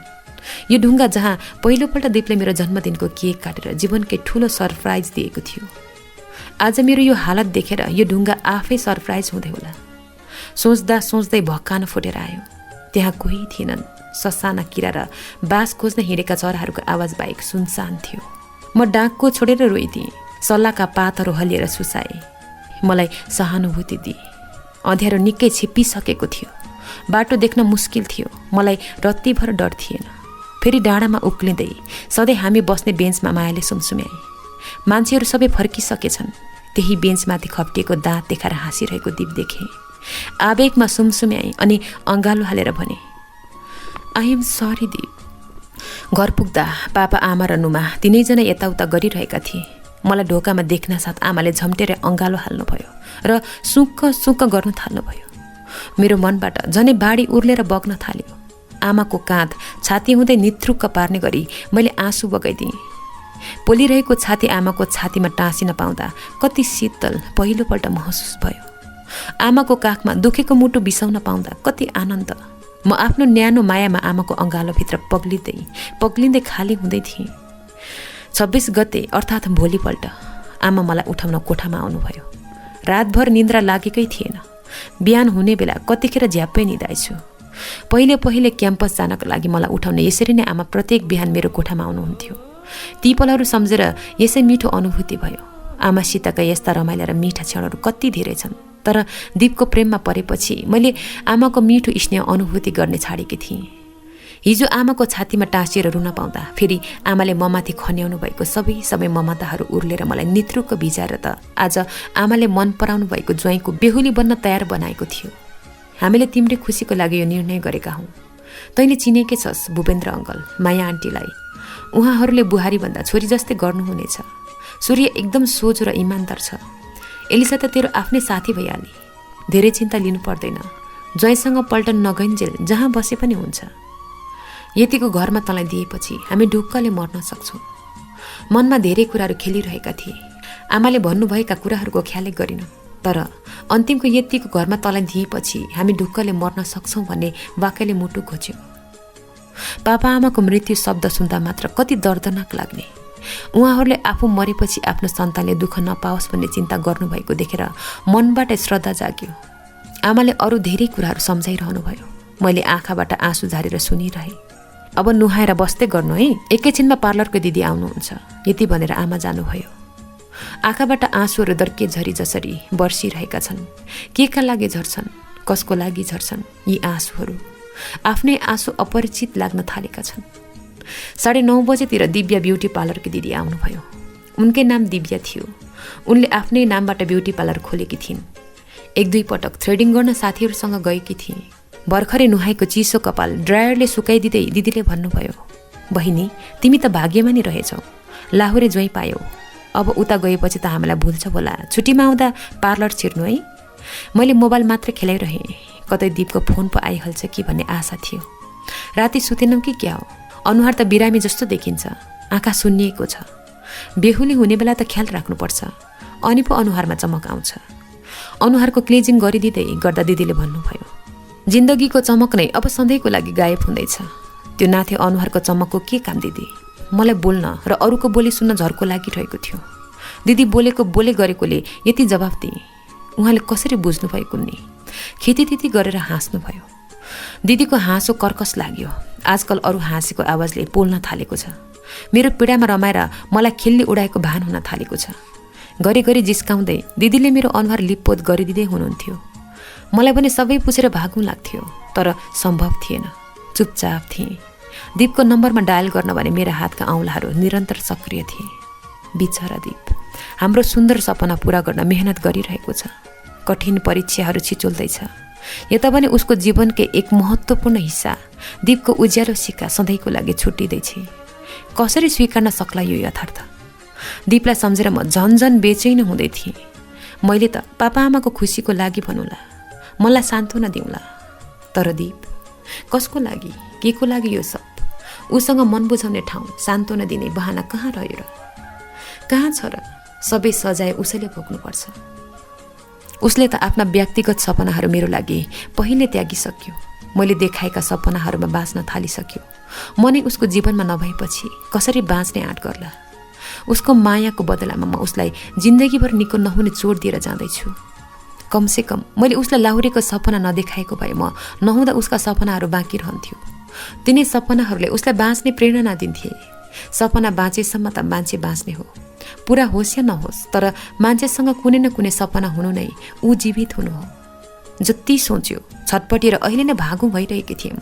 तर छोरीको भविष्य सुरक्षित गरिदिन लागेका पापा आमा सम्झेर मेरा खुट्टाहरूमा पहिले लगाम लागिहाल्थ्यो।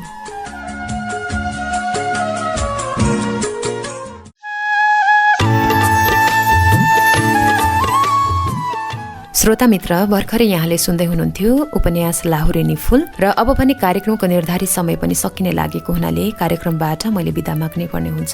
यतिन्जेलसम्म कार्यक्रमलाई सुनेर साथ दिनुभएकोमा सम्पूर्ण श्रोता मित्रमा विशेष धन्यवाद व्यक्त गर्न चाहन्छु। साथै मलाई प्रविधिमा अनवरत रूपमा साथ दिनुहुने प्राविधिक मित्र निराजन थापा मगर्जीलाई पनि धेरै धेरै धन्यवाद। कार्यक्रमकृत यात्रा यहाँलाई कस्तो लाग्यो कृपया आफ्नो अमूल्य सल्लाह सुझाव व्यक्त गर्न आग्रह गर्न चाहन्छु। त्यसको लागि यहाँले मलाई पत्रचार गर्न सक्नुहुनेछ। पत्रचार गर्ने हाम्रो ठेगाना कार्यक्रमकृत यात्रा रेडियो हिमालयन 99.7 मेगाहर्ज, सूर्य विनायक 8 जगाती भक्तपुर। त्यसै गरी फेसबुक आइडी KRITIYATRA कृति यात्रा मार्फत पनि आफ्नो अमूल्य सल्लाह सुझाव व्यक्त गर्न सक्नुहुनेछ भन्दै आजको यस सुमधुर बसाइबाट प्राविधिक मित्र निराजन थापा मगरसँगै म प्रस्तुता उर्मिला लिम्बुलाई पनि बिदा दिनुहोस्। सुन्दै गर्नुहोला रेडियो हिमालयन 99.7 मेगाहर्ज, हरेक पल फरक अनुभूति। हवस् त, नमस्ते। आँसुको अर्थ के थाहा रुवाई जानेलाई,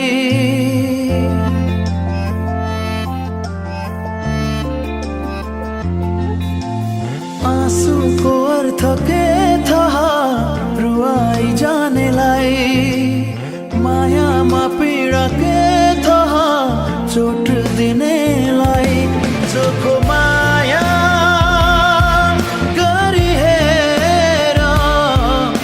पाउँदा कस्तो हुन्छ, छोडी गयो तिमीले मलाई, मेरो जीवन दुखेको छ।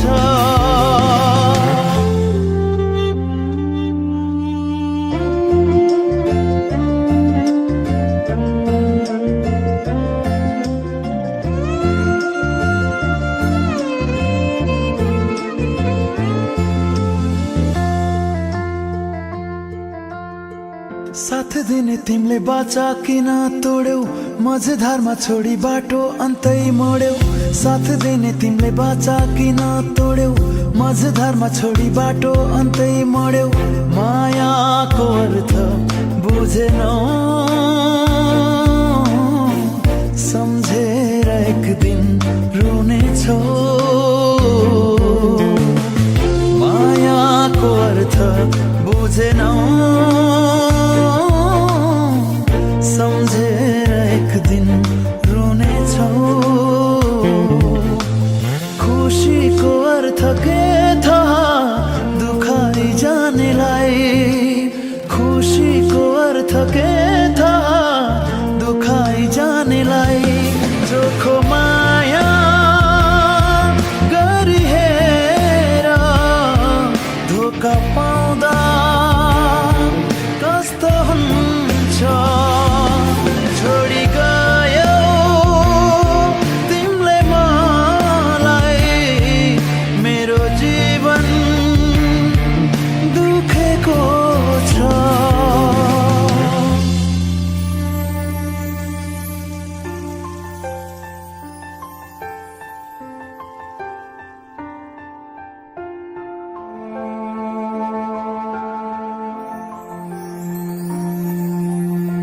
घात गर्ने तिमीलाई बानी पर्यो होला, माया भन्दा तिमीलाई धनै ठुलो होला। घात गर्ने तिमीलाई बानी पर्यो होला, माया भन्दा तिमीलाई धनै ठुलो होला। जीवनमा धोका खानेछौ, सम्झेर एक दिन रुनेछौ। जीवनमा धोका खानेछौ, सम्झेर एक दिन रुनेछौ।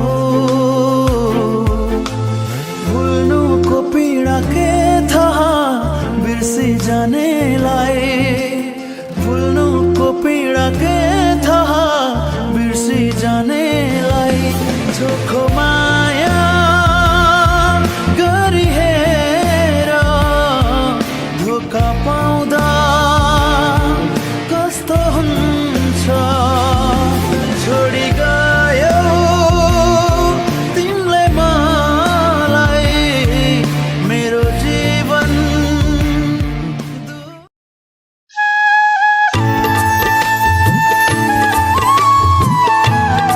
कार्यक्रम कृति यात्रा।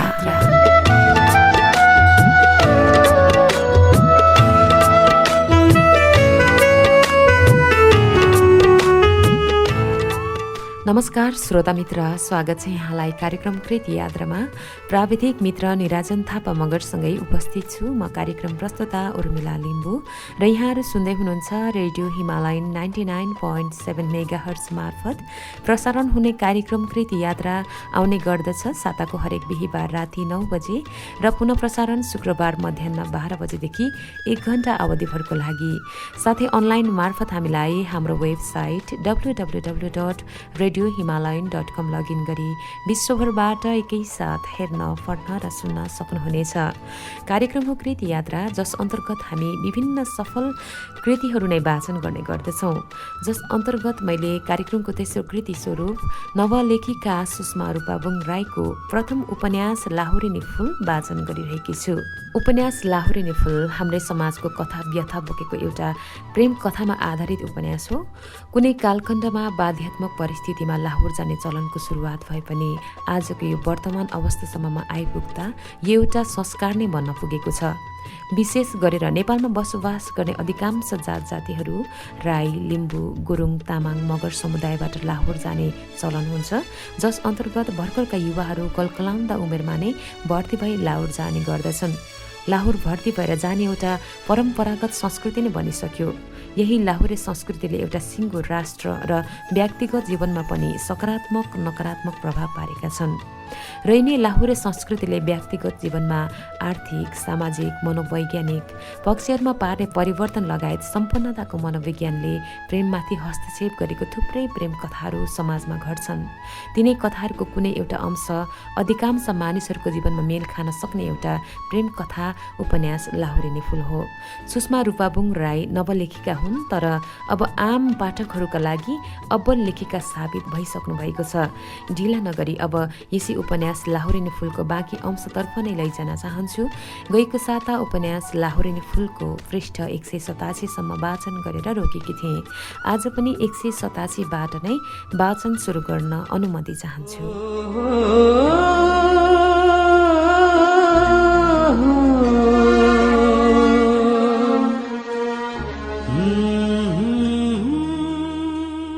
जति सोच्यो छटपटिएर अहिले नै भागौँ भइरहेकी थिएँ म, तर छोरीको भविष्य सुरक्षित गरिदिन लागेका पापा आमा सम्झेर मेरा खुट्टाहरूमा पहिले लगाम लागिहाल्थ्यो। भरे अन्माउँदा धेरै नरुनु है, सबै मेकअप बिग्रिन्छ, दिदीले जिस्काउने पारामा भनिन्। एकचोटि ऐना हेर त। मलाई श्रृङ्गारको मतलबै थिएन। रित्तिएको मन बोकेर देखावटी श्रृङ्गार बारी लागिरहेको थियो, बरु लागिरहेथ्यो। बाहिर अनुहार सिँगारेर सुन्दर बनाए जस्तै दुखेको मन, टुक्रा टुक्रा भएर फुटेको मुटु र बतबती पोलिरहेको छातीलाई सिँगारेर सुन्दर र शीतल बनाउने कुनै चिज भए कति जाति हुन्थ्यो होला। हो, मिलनमा प्रेम जति सुन्दर हुन्छ, बिछोडमा साँच्चीकै कुरूप हुँदो रहेछ। अलिअलि मर्दै मर्दै बाँच्नुपर्ने नियति बन्दो रहेछ। शिखा, नुमाको स्वरले म झस्केँ। मनमा कुरा खेलाएर आफैभित्र हराइछु। पार्लरकी दिदी गइसक्नु भएछ, हिक्का नै भएन। जन्तीहरू आइसके, तल झर्ने बेला भयो रे, म लिन आएको। आकाशे रङको कुर्ता सुरुवालमा सजिएकी थिए नुमा। नुमालाई मेरो सबै कुरा थाहा छ, मेरो मनोदशा बुझेकी छे, तर मेरो लागि ऊ पनि केही गर्न सक्दिन सिवाय मेरो पीडा बुझ्न। मैले हतारे दिपको नम्बरमा फोन डायल गरेँ। उही स्विच अफकै उत्तर आयो। मैले नुमालाई फोन दिएँ, साथमै राख, कतै दिपको फोन आइहाल्छ कि। म अब केही छिनपछि अरू नै कसैको हुनेवाला छु, तर किन हो अझै दिपको फोनको प्रतीक्षामा छु। उसले फोन गरिहाल्यो भने के भन्छु होला, मलाई नै थाहा छैन। म उसको अन्तिम स्वरलाई दाइजो स्वरूप परै घर लान्छु होला।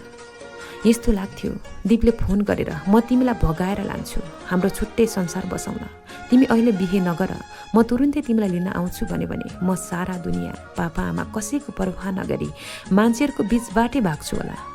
नुमाले मेरो हात समाएर झारे।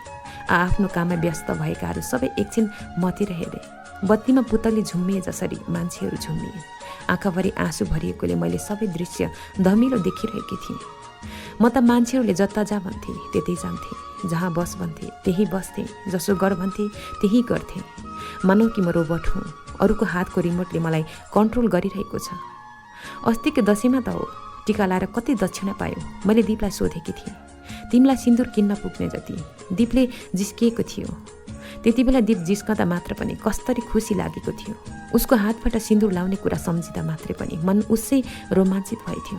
तर आज अर्कै मान्छेको हातबाट सिन्दुर लाउँदै गर्दा मेरो सिउँदोमै चक्कुले रोपिएको पीडा भइरहेको थियो। त्यो रातो सिन्दुर होइन, मेरो टाउको फुटेर निस्केको आलो रगत हो भन्ने लागिरहेको थियो। बागदाता दिँदा चुला चाहिन्छ, चुला छैन के गर्ने होला?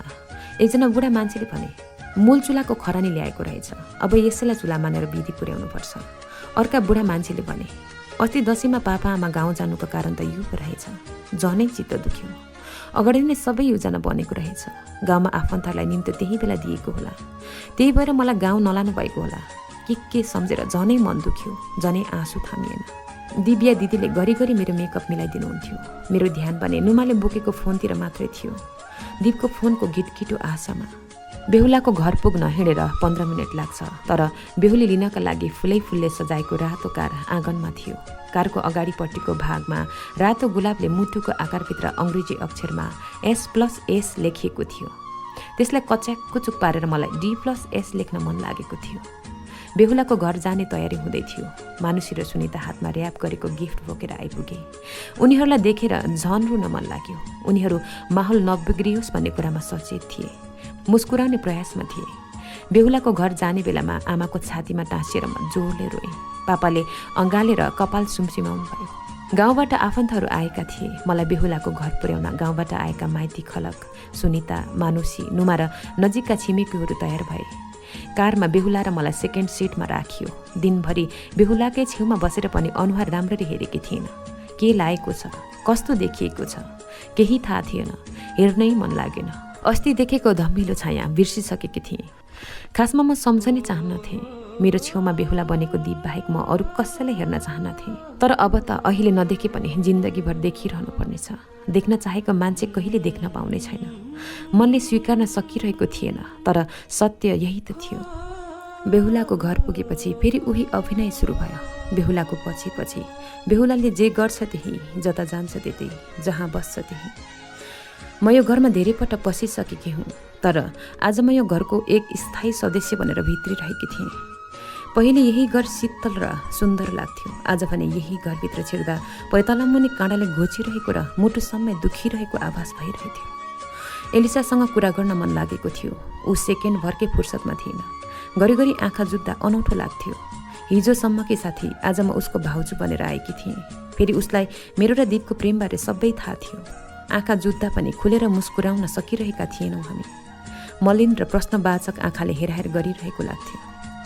रातको 12 बजीतिर मेरो माइतीपट्टिका मान्छेहरू बिदाबारी हुँदा फेरि रुवाबासी चल्यो। मानुसी, सुनिता र नुमासँग टाँसिएर अरूको पर्वाह नगरी म डाकको छाडेर रोइदिएँ। भोज खान आउने पाहुनाहरू बिस्तारै आआफ्नो घर फर्किन थाले। टाढाको बास बस्ने गरी आएका पाहुना बाहे। घन्किरहेको सङ्गीत शान्त भयो। अघिसम्मको कोलाहल सुनसान भयो। अब बेहुला बेहुलीलाई आराम गर्न पठाउँदा हुन्छ, थाके होलान् बिचराहरू। एकजना कोमाले सहानुभूति देखाइन्। मलाई पनि रात यत्तिकै कटी हुन्थ्यो भन्ने लागिरहेको थियो। बेहुला अर्थात् सूर्य आफ्नो पल्टनका नम्बरहरूलाई बाटोसम्म पुर्याउन जान्छु भनेर गयो। तब एलिसा मेरो छेउमा आई। उसले कोठामा जाउँ भन्ने सङ्केत गरी। मलाई थोरै राहत मिल्यो। फुल र बेलुनहरूले सजाउ जुन ताराहरूले भरिभराउ सफा आकाश जस्तै कोठा चम्किरहेको थियो। यो सूर्यकै कोठा हुनुपर्छ, मैले अनुमान लगाएँ। एलिसाको कोठा बाहेक यो घरको कुनै कोठामा पसेकी थिएन म। मैले ढोकाको चुकु लगाएँ। एलिसा अलि असहज मानिरहेकी थिए।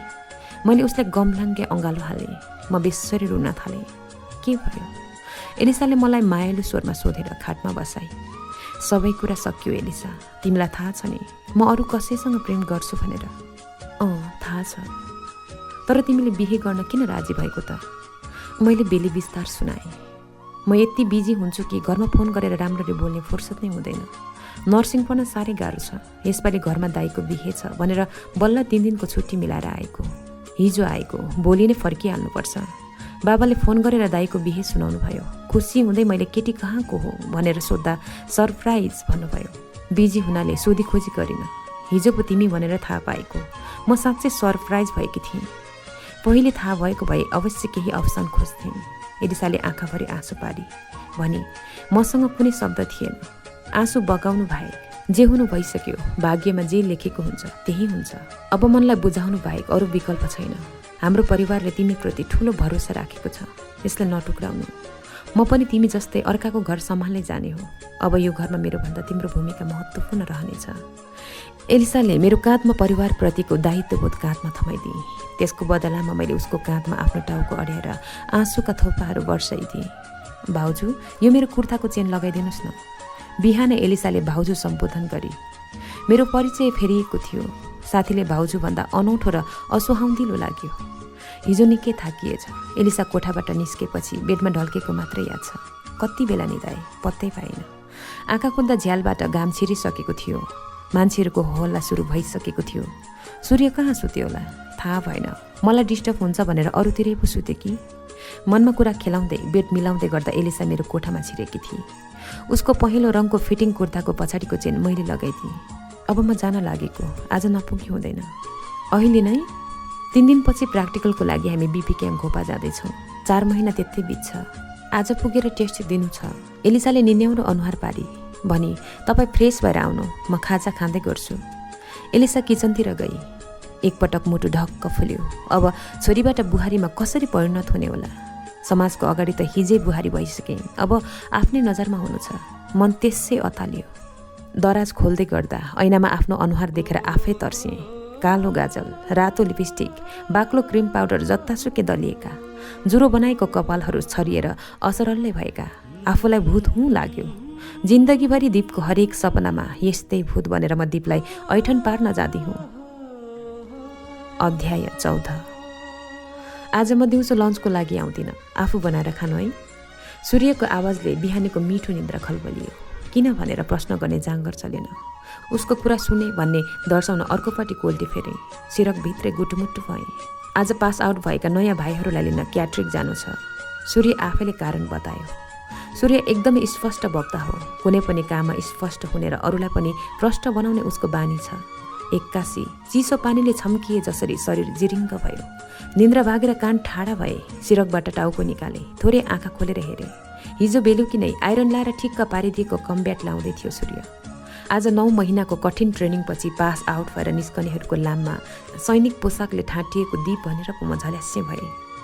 संसारमा समय जति बलवान केही नहुँदो रहेछ। चाहे दुनियाँ पीडामा छटपटाओस्, सुखमा रमाएर हर्षोल्लास मनाओस्, बहुलाओस्, मरोस् या बाँचोस्, तर समय चुपचाप अविचलित आफ्नै गतिमा हिँडिरहन्छ। जुनसुकै परिस्थितिमा हामी मान्छेलाई समयसँग घिस्रिरहनु अनिवार्य रहन्छ।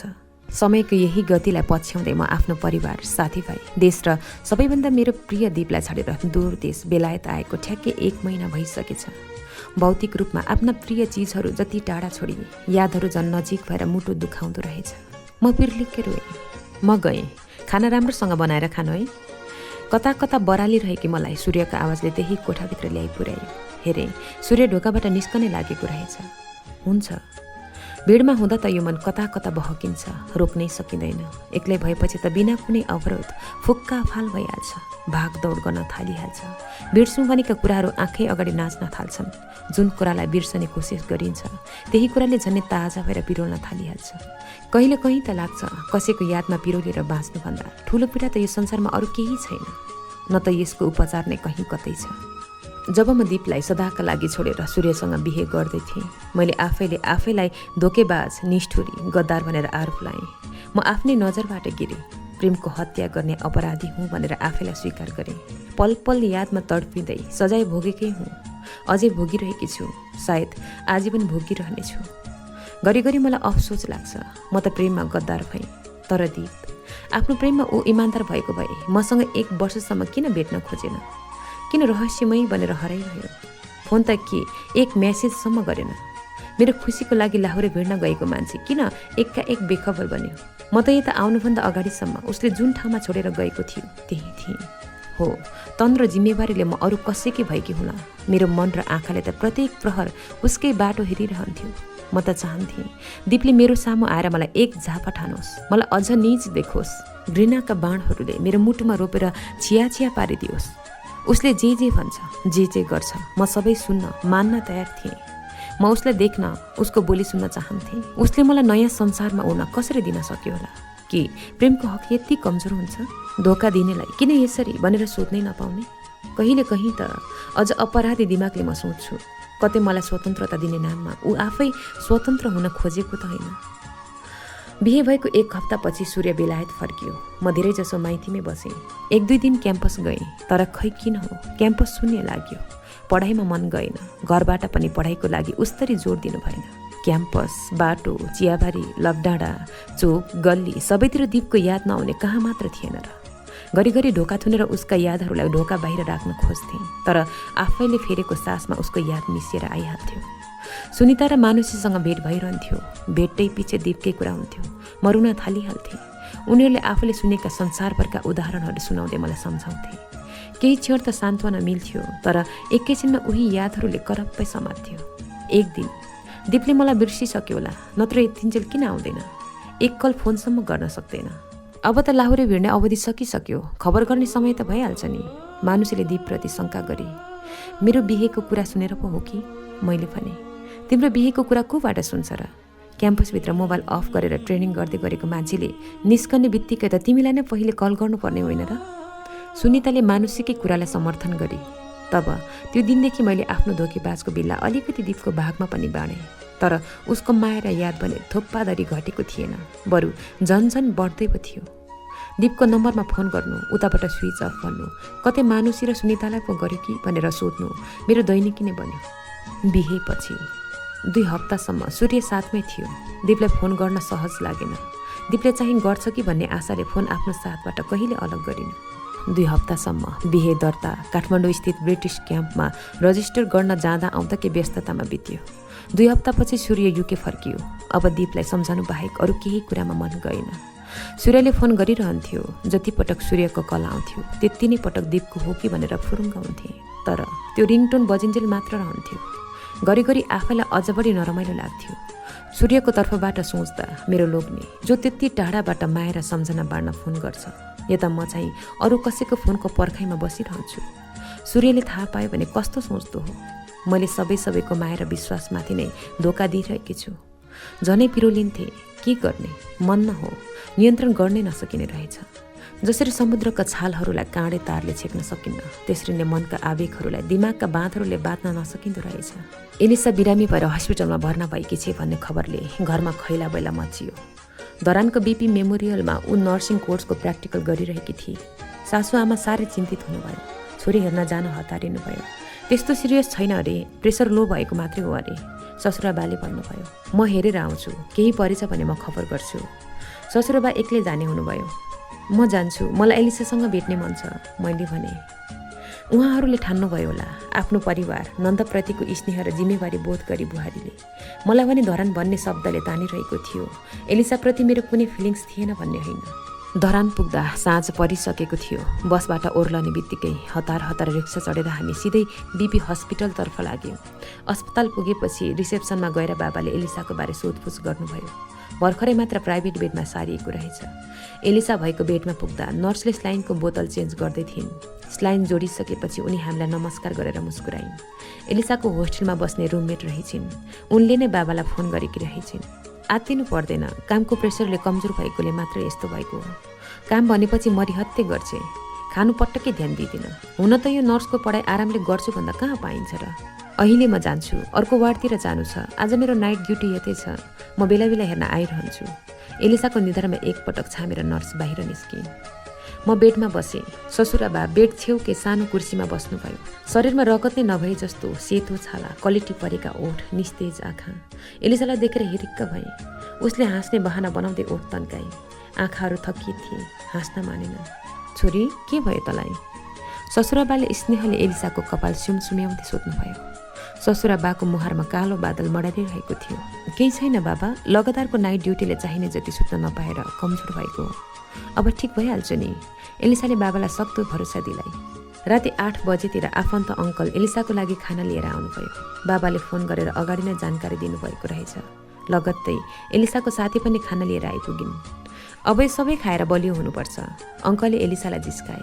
उनले ससुराबा र मलाई पालो पालो हेर्दै भने, एकछिनपछि हामी पनि खाना खान जानुपर्छ। बाबा जानुहोस्, उतै आराम गर्नुहोस्, बिहान आउँदा हुन्छ, म यतै खाना खान्छु। दुईतिरबाट आएको खाना एलिसाले एक्लै सक्दैन। यताको केही चिन्ता गर्नु पर्दैन। एलिसा आफै काम गर्ने अस्पतालमा हो। सबै साथीहरू छन्। केही परेछ भने म फोन गरिहाल्छु।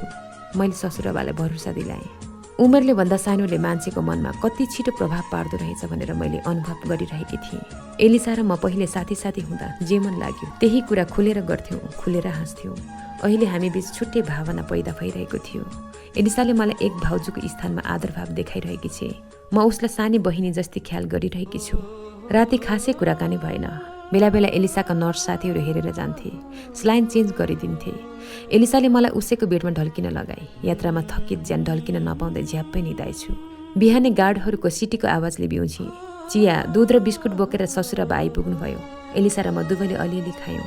केही बेरपछि राउन्ड लगाउँदै डाक्टरहरूको टोली आयो। बिरामी हेर्नुपर्ने, हाम्रो नर्स आफै पो बिरामी हुनुभएछ भने, तर कम्तीमा 1 विक बेड रेस्ट गर्नुहोस्। एलिसाको आज डिस्चार्ज भयो भने भोलि त बिहानै फर्किनुपर्छ भन्ने कुराले मन पिरोलियो। अर्थात् धरानलाई छोड्नुपर्ने हुन्थ्यो मैले। म एकछिन बाहिरतिर घुमेर आउँछु है। मैले ससुराबा र एलिसासँग अनुमति लिएँ। धेरै टाढा नजानु है, एक्लै नयाँ ठाउँमा अप्ठ्यारो पर्न सक्छ, ससुराबाले भन्नुभयो। हस्पिटलको गेट बाहिर निस्केपछि कता जाने भनेर एकछिन अल्मलिए। चारैतिर आँखा डुलाए। त्यसपछि पाइलाहरू निरुद्देश्य चलाउन थाले। दीप लाहुरे भिड्न गएको 2 महिना भइसकेको थियो। यतिन्जेल सबै टेस्टको समयावधि सकिसकेको थियो। कि त ऊ भर्ती भएर गइसकेको थियो, कि त फेल भएर घर फर्किसकेको हुनुपर्थ्यो। ऊ पोखरा गएको हो, तर किन हो कुन्नी? पहिलो छनौट हुने धरानमै उसलाई भेटिहाल्छु कि देखिहाल्छु कि लाग्थ्यो। यति कतै छ भन्ने मनले ठान्थ्यो। दीप धरान आएको मात्र थाहा भएको अथवा धरानमा हुँदाहुँदै मसँग सम्पर्कविहीन भएको कारण यति कतै छ कि भन्ने मनको भ्रम थियो। भेटिहालिन्छु कि भन्ने झिनो आशा अल्झेको थियो। भेट भइहाल्यो भने पनि अर्केको सिन्दुर लाएकी मलाई देख्दा दीपको के हाल हुन्थ्यो म अनुमान गर्न सक्दिनँ थिएँ। तर मलाई उसलाई भेट्ने एकै झल्को भए पनि हेर्न मन थियो, चाहे त्यो अन्तिम पल्ट नै किन नहोस्। टिङ टिङ मोबाइलको आवाजले म तर्सिएँ। मेरा पाइला आफै रोकिए। मैले गोजीबाट मोबाइल निकालेर हेरेँ। ससुराबाको नम्बरबाट कल आइरहेको थियो। कहाँ छौ? खाना खान जानुपर्छ, अब आउनु है, ससुराबाले भन्नुभयो। म झस्सङ्ग भएँ। मैले वरपर हेरेँ। पहिलोपल्ट धरान आएको मलाई कहाँ हो कहाँ थाहै भएन। म हतारिएँ। कतै ठाउँको नाम लेखिएको बोर्ड छ कि भनेर खोजेँ, केही देखिनँ। नजिकै छु बाबा, आइहाल्छु, मैले यति नै भने। घडी हेरेँ, 11 बजेको रहेछ। 9 बजी हिँडेको मान्छे पुरा 2 घन्टा खुट्टाले हिँडेको थाहै भएन। कता कता कहाँ कहाँ हिँड्यो होला। मनभरि दीपलाई बोकी हिँड्दा बाहिरको संसार नै भुलेछ। अहिले पो थाहा भयो, खुट्टाहरू दुखेर थरथर काँपिरहेका रहेछन्। म त्यहीँ थचक्क बसेँ। गुवा गुवा रुन मन लागेको थियो, तर वरपरका मान्छेहरूलाई देखेर आफै रोकेँ। रिक्सा चाहियो? छेउमा आएर रिक्सावालले सोध्यो। म हतारिँदै रिक्सामा चढेँ। कता जाने हो? रिक्सावालले सोध्यो। हस्पिटल। गोपा क्याम्प? म केही बोलिनँ। रिक्सावालले आफै बुझ्यो कि त्यसपछि सोधेन। मैले रिक्सादेखि नै देखेँ जति मानिसहरूको अनुहार नछुटे हेरिरहेँ। खुट्टाले 2 घन्टा हिँडेको यात्रा रिक्साले 20-25 मिनटमै हस्पिटल पुर्याइदियो। रिक्सावालालाई पैसा दिएर एलिसाको बेडतिर दगुर्दै गर्दा 81 मेरो सल कसैले तान्यो। मुटु ढक्क फुल्यो। पछाडि फर्केर हेरेँ। एकजना बिरामीको व्हील चेयरमा पड्केको रहेछ। व्हील चेयर गुडाउँदै गरेकी मेरै आमाको उमेरकी महिला रहेछिन्। उनले व्हील चेयरबाट मेरो सल छुटाइदिए। सरी नानी, उनी मुस्कुराए। बिरामी अर्कोपट्टि फर्केको हुनाले अनुहार छलिएको थियो। थोरै देखिएको बिरामीको शरीरको आकृतिले केटा मान्छे हो भनेर चाहिँ अनुमान लगाएकी थिएँ। म पनि मुस्कुराइदिएर सल सम्हाल्दै भित्र पसेकी थिएँ। झन्डै 1 वर्षपछि दीपलाई भेट्ने सानो आशा गरेकी थिएँ मैले। 9 महिनाको तालिम सकेर पास आउट हुनेमा कतै दीप छ कि भन्ने मनको कुनामा आशा पलाएको थियो। यदि हो भने पक्कै कहीँ न कहीँ कुनै न कुनै बेला देख्न पाउनेछु। जे जस्तो भए पनि हामी एउटै भूगोलमा उभिएर सास फेरिरहेका हुनेछौँ। कुनै बेला वायुमण्डलमा हाम्रो सास विलिन हुनु अघि एकअर्कासँग ठोक्किन सक्छ। अझ ठुलो कुरा त ऊ लाहुरे भयो भने आफ्ना बाबा आमालाई आत्मस्वाभिमानका साथ छुट्टै संसारमा बसाउन सक्नेछ। अलिकति आशाका किरणहरूले मन उज्यालिने बहाना पाएको थियो। दिनभरि मन खेलाएर थकित हुँदै किचनमा बेलुकाको खाना बनाउँदै गर्दा सूर्य दिनभरिको कामको थकानले लखतरान भएर आइपुग्यो। ढोकाबाट छिर्न साथ वास्स पसिनाको गन्धले राइस कुकरबाट निस्किरहेको बासमती चामलको बास्नालाई नै कमजोर बनाएको भान भयो। सूर्य बाथरुमबाट फ्रेस भएर आउँदा खाना तयार भइसकेको थियो। सधैँभन्दा आज सूर्यले अलिक धेरै खाना खायो। दिउँसोको खाना धेरै खाएन होला। प्रायःजसो उसलाई घरको खाना नै चाहिन्छ। हुँदै भएन भने मात्र बाहिर खान्छ। सामान्य परेड हुँदा त ब्रेकफास्टदेखि डिनरसम्म घरमा नै खान्छ। ड्युटीको दिन त्यहाँ पाउने सुविधा खाना समेत छोडेर घरमै खाना आउँछ। घरिघरि त घरकै खानालाई बिहे गरेको हो कि जस्तो लाग्ने। मेरो पनि काम नभएकोले गर्दा खाना पकाउँदा टाइम पास हुने, मन भुलाउने बहाना थियो। खाना खाँदै गर्दा सूर्यले दिउँसोको घटनाहरू सुनायो। मलाई भने दीपको बारे जान्न उकुस मुकुस भइरहेको थियो। कसरी सोध्ने, के भनेर सोध्ने, कुनै आइडिया थिएन मसँग। आज पास आउट भएकाहरूको फोटो खिच्नु भएन? सोध्ने बेला मेरो प्रश्न निस्किहाल्यो। सोधिसकेपछि पो असहज लाग्यो। हाम्रो पल्टनमा आउनेहरूको मात्रै छ। मलाई असहज लागेको प्रश्नको उत्तर सूर्यले सजिलै दियो। सूर्य साँच्चै सरल र स्पष्ट छ। मैले हेर्छु नभनिकनै उसले मोबाइलमा खिचेका फोटोहरू सबै देखायो। आँखा चनाखो पारेर ग्रुपिङ फोटोमा भएका एक टाउकोहरूमा निहाले। कतै देख्न पाइन दीपको अनुहार। भर्खरसम्मको उत्साहित मन लल्लाकुल्लुक भएर गर्ल्याम्ब ढल्यो। छटपटी बढ्यो। निद्रा आउने सम्भावना थिएन। अर्को पल्टनमा पो पर्यो कि? मैले आफ्नै मनलाई सान्त्वना दिएँ। आशाको धिपधिपे दियो बालेर निदाउने कोसिस गरेँ। समरमा युकेमा त ढुङ्गा माटो बाहेक सबै फुल्छ नि। त्रिभुवन विमानस्थलमा जहाजभित्र सिट बेल्ट बाँध्दै गर्दा सूर्यले मलाई उत्साहित हुँदै भनेको थियो, मैले घर परिवार आफन्त साथीभाइ छाडेर हिँड्दा नरमाइलो मानिरहेको छ भनेर जहाँ हामी जाँदैछौँ त्यो ठाउँप्रति आकर्षित गर्न खोजिरहेको थियो। अचम्म हुँदै हो र? मैले प्रश्न सोध्छु र गफ गर्ने बहानामा मन भुलाइदिन्छु भन्ने सूर्यको सोचाइ गलत गराइदिएँ। मैले उसको समरवाला फुलको कुरामा कुनै चासो नै देखाइनँ। उतिर फर्केर पुलुकै हेरेँ मात्रै। त्यसैले मेरो फुललाई फुलकै सिजनमा लगेको नि। सूर्य हार मान्नेवाला थिएन। बरु मेरो हात समाएर अझै रोमान्टिक बन्न पो खोज्यो। लाजले मेरो गाला ताता भए। झ्यालतिर फर्केर छोड्नै लागेको आफ्नो मातृभूमिलाई आँखाभरि सुमसुमाइरहे। जुलाईको अन्तिम साता सूर्य नेपाल आएको थियो। मलाई लिन भनेर नै। मलाई उससँग पल्टन जाने मन छैन। कसैले सरकारको विषय थिएन अथवा मेरो रोजाइको महत्त्व थिएन। लोग्नेको पछि लाग्नु, उसको साथ दिनु नै स्वास्नीको धर्म हो। लोकलाजको मुख टाल्नु हो। यसैमा मात्र सबैले जोड गरे। मैले पल्टन जाने मन छैन भन्नुको अर्थ थिएन। म सबै कुरामा मौन बसिदिएँ।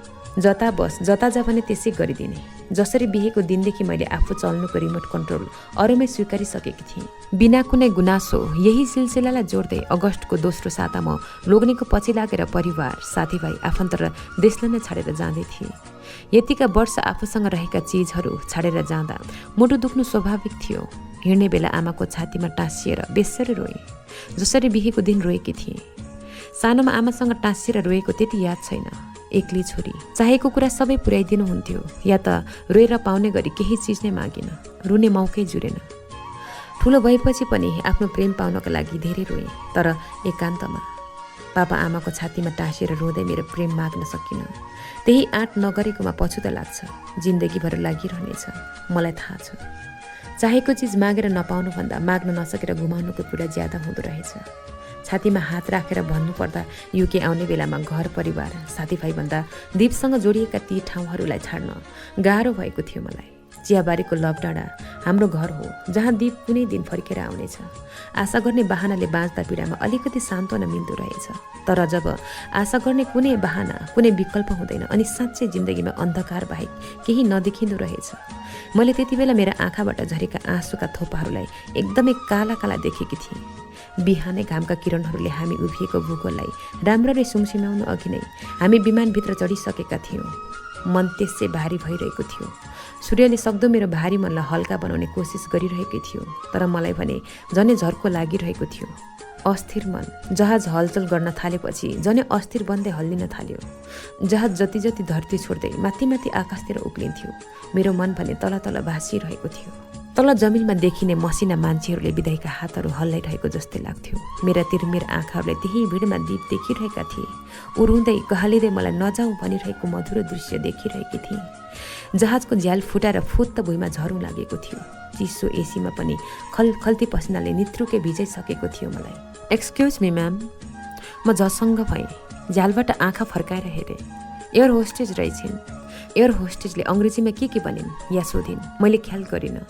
कफी, कोक, फेन्टा के खान्छौ? सूर्यले मलाई सजिलो पारिदियो। चिसो पानी। सूर्यले चोइस नदिएको मैले भने। Cold water please. सूर्यले एयर होस्टेजतिर फर्केर हाँस्दै भन्यो। एयर होस्टेजको हातबाट सूर्यले नै पानी थाप्यो र मलाई दियो। गर्मी भयो? सूर्यले जिस्काउन खोज्यो। मैले घटघट पारेर एकै सासमा एक गिलास पानी रित्याएँ। फेरि झ्यालबाट बाहिरतिर हेर्न थालेँ। यति बेला काला सेता बादलका थुम्काहरू एक आपसमा मिसिन खोज्दै गरेको दृश्य बाहेक आकाश, धरती केही ठम्याउन सकिनँ। आँखा खोल्यो कि सूर्यले बोलाइहाल्थ्यो। केही न केही कुरा निकालिहाल्थ्यो। मलाई बोल्ने मन थिएन। मैले निदाएको बहाना गरेर आँखा चिम्म गरिरहेँ। घरिघरि त साँच्चीकै निदाउँथे। सूर्य भने अगाडिको स्क्रिनमा फिल्महरू हेरेर समय कटाइरहेको थियो। घरिघरि मलाई ओढ्नेहरू ओढाइदिएर मेरो टाउको मिलाइदिन्थ्यो। ऊ मेरो ख्याल गरिरहेकै हुन्थ्यो। म थाहा नपाए जस्तो गरिदिन्थेँ। राति 10 बजेतिर सूर्यले भनेको फुलै फुलको देशमा विमानले ओह्रालेको थियो। बाहिर निस्कने बित्तिकै स्वागत गर्न हामीलाई पर्खेर बसिरहेका दुईजनाले हातमा रङ्गी चङ्गी बुके थमाए। सूर्यले चिन्जान गरायो। उसका नम्बर र उसकी श्रीमती रहेछन्। हामीलाई गाडी लिएर लिन आएका रहेछन्।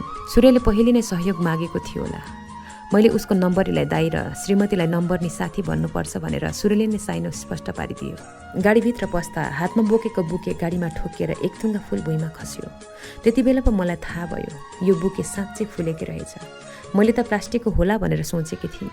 टुक्रेर भुइँमा झरेको थुङ्गा टिपेर हेरेँ। किन हो आफै जस्तो लाग्यो। दयाले सुमसुम्याएँ अनि बुकेभित्र राखिदिएँ। त्यो पहिलो रात गाडीको धिपधिपे उज्यालोमा आफ्नो अघि कालो चिल्लो सडकको किनारामा उभिएका खम्बाहरूसित टाँसिएका बिजुली बत्तीहरू बाहेक समरका फुलहरू देख्ने मौका मिलेन। उसै आफै ओइलाएर लखतरान मनलाई रङ्गीचङ्गी फुलहरू हेर्ने कुनै उत्साह पनि थिएन। दुई तले सानो चिटिक्कको घर, 2-3वटा लहरे जोडिएका नेपालको सरकारी स्कुल जस्तै लाग्ने। भुइँतलामा एउटा सिटिङ रुम, एउटा किचन र किचनसँग जोडिएको सानो स्टोर रुम। माथिल्लो तलामा एउटा ठुलो र अर्को अलि सानो साइजका 2वटा बेडरुम सहित एउटा बाथरुम। बाहिरबाट हेर्दा त्यति आकर्षक नदेखिने घरभित्र चाहिने फर्निचर, सोफा सहितको फ्यामिली क्वार्टर अर्थात् घर। यही क्वार्टरबाट सूर्य र मेरो जिन्दगीको नयाँ अध्याय सुरु हुँदै थियो। अर्थात् यहीँबाट मेरो लाहुरिने यात्रा सुरु हुँदै थियो। समयले या परिस्थितिले जता लान्छ, जे गराउँछ, खुसी खुसी सबै स्वीकार्छ भनेर मैले आत्मसमर्पण गरिसकेकी थिएँ। अब आफ्नो लागि, आफ्नो खुसीको लागि बाँच्ने कारण थिएन। दिबिना म जसरी देखिन्न त्यसरी नै म आफूलाई त्यही अस्तित्वहीन शिखा मात्र ठान्थेँ। बिहेपछि सूर्य र म सँगै बस्ने लामो समय मौका मिलेको थिएन। बिहे भएको 2 हप्ता त्यो पनि परिवारको साथ बसेका थियौँ। त्यसपछि सूर्य पल्टन फर्केको 9 महिनापछि मलाई लिन आएको थियो।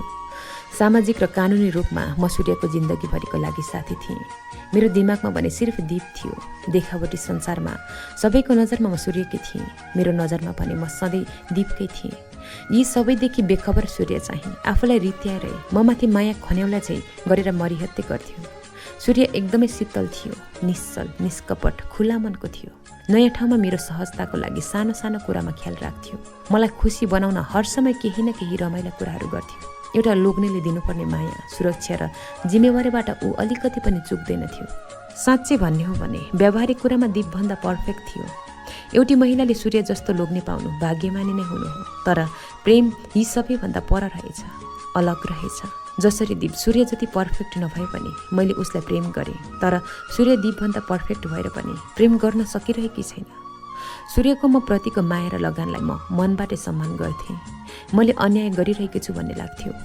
उसले मलाई दीपबाट खोसेर ल्याएको होइन। उसले त बाबा आमाको खुसीका लागि उहाँहरूले रोजेको बुहारीलाई सहर्ष स्वीकार गरेको हो। सूर्यलाई म घृणा गर्न सक्दिनँ, तर प्रेम गर्न पनि सकेकी होइन। सूर्यलाई दीपको यादसँग सम्झौता गरेर प्रेम गर्ने कोसिस नगरेकी होइन, तर दीपका यादहरूले सम्झौता तोडिहाल्थे। मलाई सूर्यसँग प्रेम गर्न दिँदैन थिए। खुसी खुसी एउटी श्रीमतीको कर्तव्य भने निर्वाह गरिरहेकै थिएँ। सूर्यले यसैमा मेरो अगाध प्रेम देख्थ्यो। युके आएपछि सूर्यको 1 हप्ता बिदा बाँकी थियो। हामी बस्ने ठाउँ साउथ इस्ट फोल्कस्टोन हो।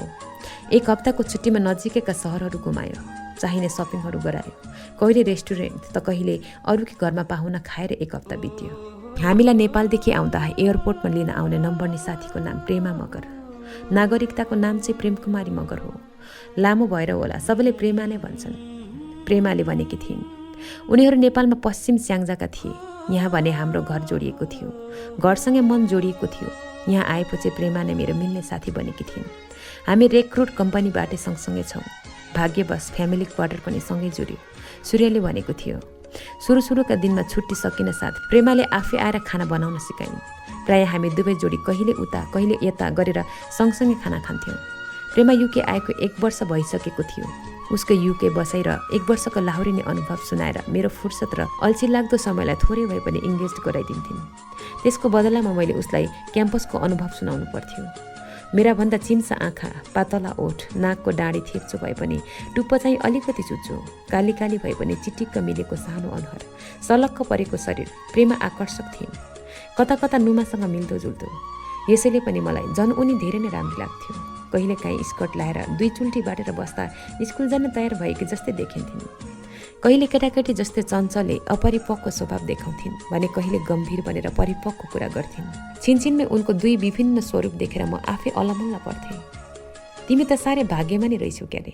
सुत्ने बेला प्रेमाले गम्भीर भएर भनिन्। दुवैका लोग्नेहरू जङ्गल एक्सर्साइजमा 2 हप्ताका लागि गएका थिए। हामी दिन र रात सँगै बिताइरहेका थियौँ। कसरी भाग्यमानी नि? क्याम्पस पढ्न पायो। क्याम्पस पढ्दैमा भाग्यमानी होइन्छ र? म हाँसेँ। प्रेमा चुपचाप सिरानी च्यापेर भित्तातिर एकहोरो भइन्। मैले हाँसेकोले प्रेमाको चित्त दुख्यो कि भनेर मलाई नरमाइलो लाग्यो। म प्रेमातिर ढल्किएँ। तिमीले चाहिँ किन क्याम्पस नपढेको नि प्रेमा? मेरो प्रश्नले प्रेमा झनै गम्भीर बनिन्। भित्ताबाट आँखा फर्काएर मतिर हेरिन्। भाग्य नै खोटो भएपछि क्यार्ने हो र? मैले प्रेमालाई प्रश्नवाचक आँखाले हेरेँ। काखीमा च्यापेको सिरानी ढाडमा राखेर भित्तामा अडेसिँदै प्रेमा अब मतिर पुरै फर्किन्। क्याम्पस पढ्ने मेरो ठुलो सपना थियो। बच्चै हुँदा पनि ठुलो मान्छेहरूले ठुलो भएपछि के गर्ने भनेर सोद्धा क्याम्पस पढ्छु भन्थे। थाहा छैन म क्याम्पसमा के पढ्छु, क्याम्पसमा पढेर के भन्छु, तर मलाई जसरी नि क्याम्पस पढ्नु थियो। स्कुलमा म खुब मेहनत गरेर पढ्थेँ। छिटो छिटो स्कुल सकेर क्याम्पस जाने हतारले मलाई एउटै कक्षामा 1 वर्ष बिताउन गाह्रो लाग्थ्यो। 6 महिनामा फाइनल परीक्षा भए पनि पास गर्छु भन्ने विश्वास थियो। मेरो पढाइ राम्रो थियो। कक्षामा सधैँ फर्स्ट सेकेन्ड हुन्थे। तर 10 कक्षा पुगेपछि एसएलसी दिनै नपाए फुपूहरू अमितलाई लिएर माग्न आए। लाहुरेसँग बिहे गरेपछि सुख हुन्छ भनेर बाबा आमाले दिइहाल्नु भयो। मेरो क्याम्पस जाने सपना सदाको लागि टुङ्गियो। कहिलेकाहीँ त केटी भएर बेकार जन्मेछु जस्तो लाग्छ, आफ्नो खुसीले बाँच्नै नपाइने। मान्छेहरू सबै आफ्नो खुसीले बाँच्न कहाँ पाएका हुन्छन् र? त्यस्तो भाग्यमानीहरू कमै होलान् यो संसारमा। तिमीले आफूलाई मात्र त्यस्तो सोचेर दुखी नबना। मैले प्रेमालाई सान्त्वना दिने कोसिस गरेँ। सान्त्वना त खासमा मलाई चाहिएको छ, तर म आफ्नो गुनासो कसैको अगाडि राख्न सक्दिनँ। क्याम्पस पढ्न नपाएको गुनासो प्रेमाले कति सजिलै मलाई वा जो कसैसँग पुग्न सक्छिन् उनी सबैले सुन्ने गरी खुलेआम चिच्याएर भन्न सक्छिन्। क्याम्पस पढ्ने रहर पुरा भएन। उनको गुनासो सुनेर अरूले झनै उनीप्रति आदरात्मक सहानुभूति दिन्छन्। उनको पढाइप्रतिको लगावलाई झन् सम्मानजनक ढङ्गले उच्च कोटीमा ख्याल दिन्छन्। तर मैले प्रेम गरेको केटासँग बिहे गर्न पाइनँ भनेर कसैसँग खुलेआम गुनासो गरेँ भने सहानुभूतिको सट्टा भएको स्थानदेखि अलि तलै खसालिदिन्छन्। के अर्थाइदिन्छन्। प्रेम जति नै पवित्र भए पनि मान्छेहरू त्यसलाई बिटुलो नजरले मात्र हेर्न खोज्छन्। मान्छेहरूलाई संसारमा आफ्नै गुनासा र पीडाहरू ठुला लाग्छन्।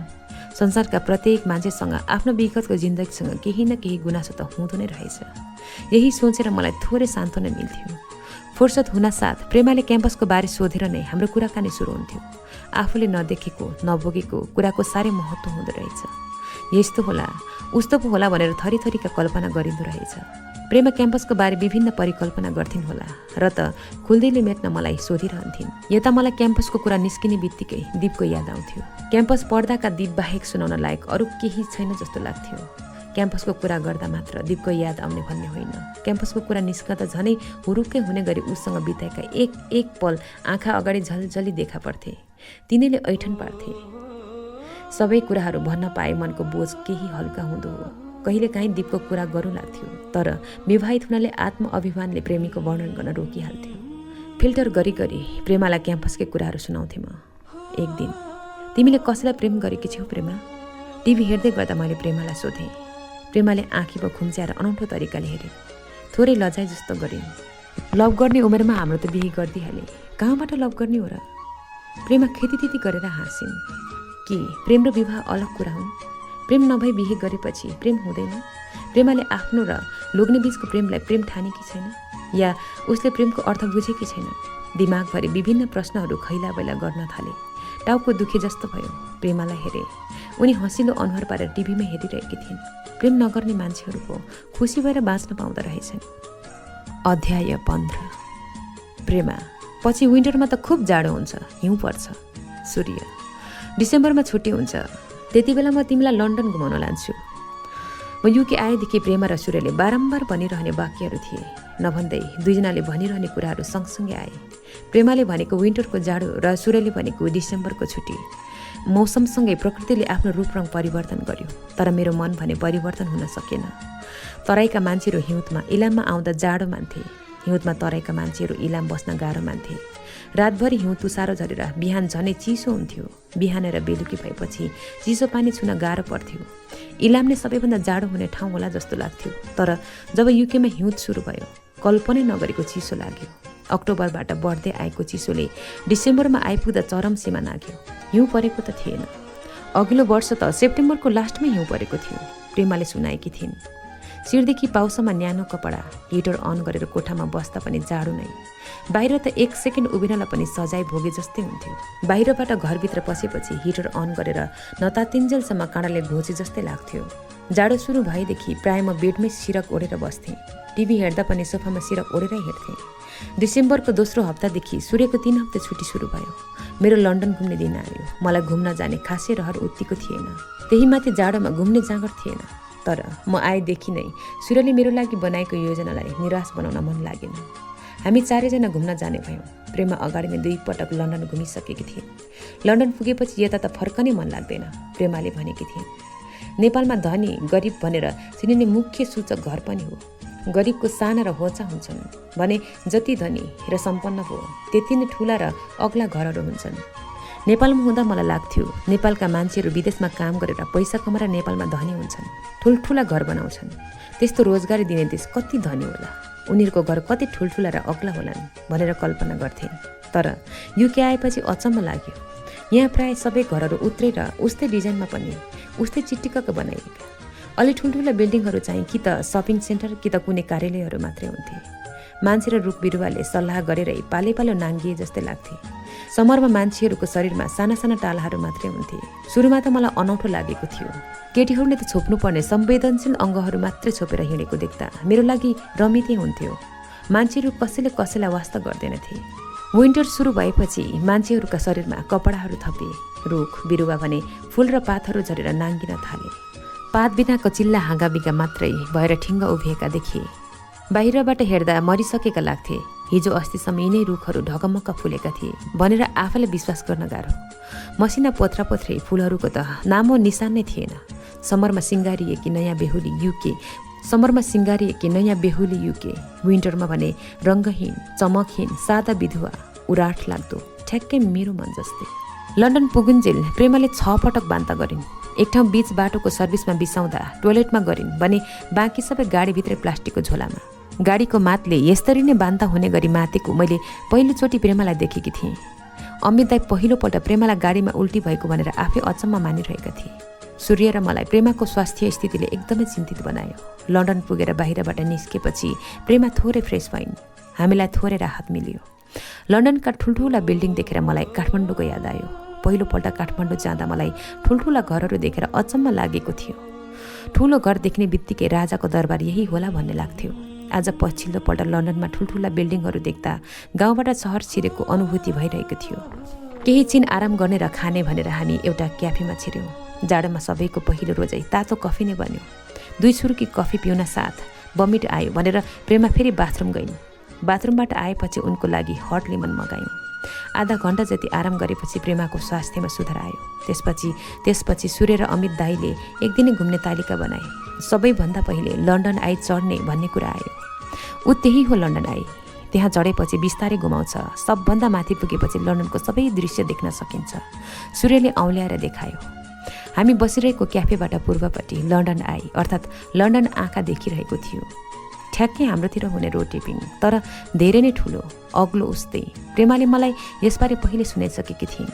मलाई अझै चक्कर चले जस्तो भइरहेको छ। त्यहाँ चढ्दा त गाह्रो हुन्छ होला। म त पहिले पनि 2 पटक चढिसकेको। 3 जना चढेर आउनुहोस्, म यहीँ हेरेर पर्खिम्ला, प्रेमाले भने।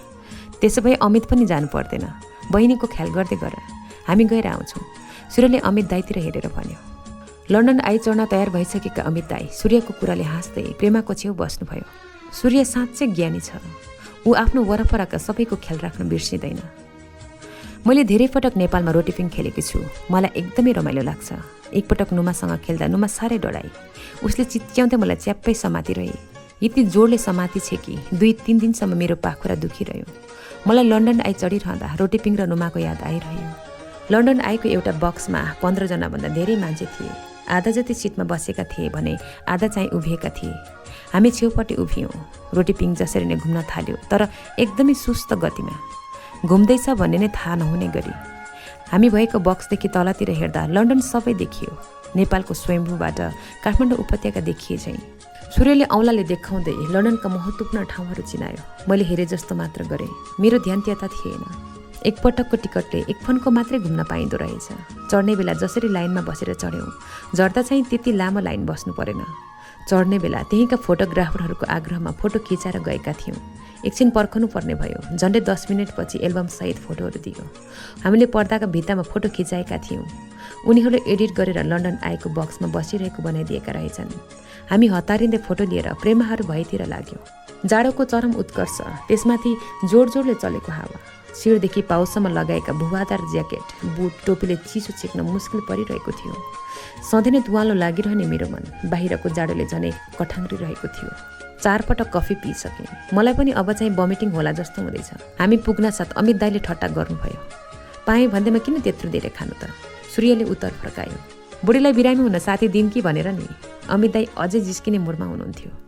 प्रेमा मुसु मुसु हाँसिरहेकी थिइन्। अघिको भन्दा फ्रेस र उज्यालो अनुहार देखिएको थियो। प्रेमालाई गाह्रो भयो। अब घर फर्काउँ, फेरि अर्को पालि आउँला नि, मैले भने। उसै पनि मलाई घुम्ने रहर थिएन। सूर्यको मन राख्नका लागि मात्रै आएकी थिएँ। दीपसँग छुट्टिएपछि घुम्न मात्रै होइन, जिन्दगीमा केही गर्ने रहर लाग्नै छोडेको थियो। यति बेला भने प्रेमाको स्वास्थ्य स्थितिले पिरोलेको थियो। गाडीमा कसैलाई बान्ता हुनु स्वाभाविक नै हो। पहिलो पटक गाह्रो पार्नु चाहिँ अस्वाभाविक लागेको थियो। हो त नि, स्वास्थ्यभन्दा ठुलो कुरा केही छैन। सूर्यले मेरो कुरामा सही थप्यो। अमित दाइले प्रेमातिर हेर्नुभयो। हुन्न, घुमेर जाउँ। प्रेमाले मुस्कुराएर भरोसा दिलाउने कोसिस गरिन्। भनिन्, म ठिक भइसकेँ। मलाई थाहा थियो प्रेमाले स्वास्थ्य प्रतिकूल हुँदाहुँदै पनि मेरो लागि कर गरिरहेकी थिइन्। यो यात्रा घुमाइ विशेष मेरो लागि थियो। हामीले महत्त्वपूर्ण ठाउँहरू छिटो छिटो घुम्ने योजना बनायौँ। Buckingham Palace, Madame Tussauds, Sea Life, Tower Bridge घुम्ने सल्लाह भयो।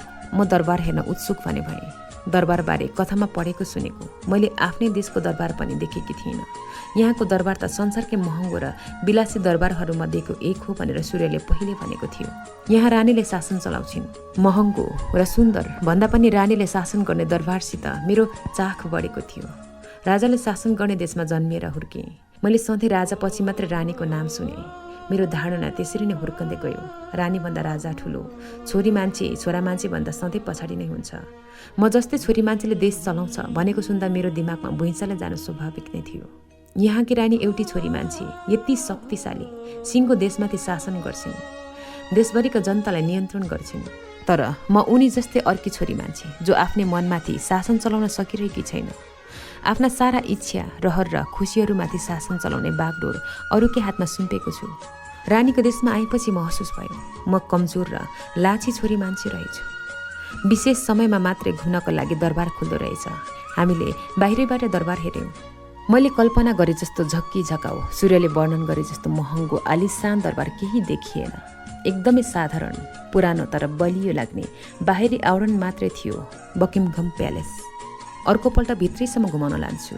जाडोले ज्याकेटको गोजीभित्र भएको मेरो हातमा सूर्यले आफ्नो हात छिराएर समाउँदै मलाई भन्यो। मैले हुन्छ भन्ने भावले मुसुक्क हाँसिदिएँ। हामी म्याडम टुसाडभित्र छिर्यौँ। संसारका चर्चित मान्छेहरूका मूर्तिहरू सजाइएका थिए। सुरुमा त मूर्ति हो भनेर विश्वास गर्ने गाह्रो भयो। आफूले छोएपछि मात्र विश्वास भयो। ती मूर्तिहरूमध्ये मैले 3 जनालाई चिने।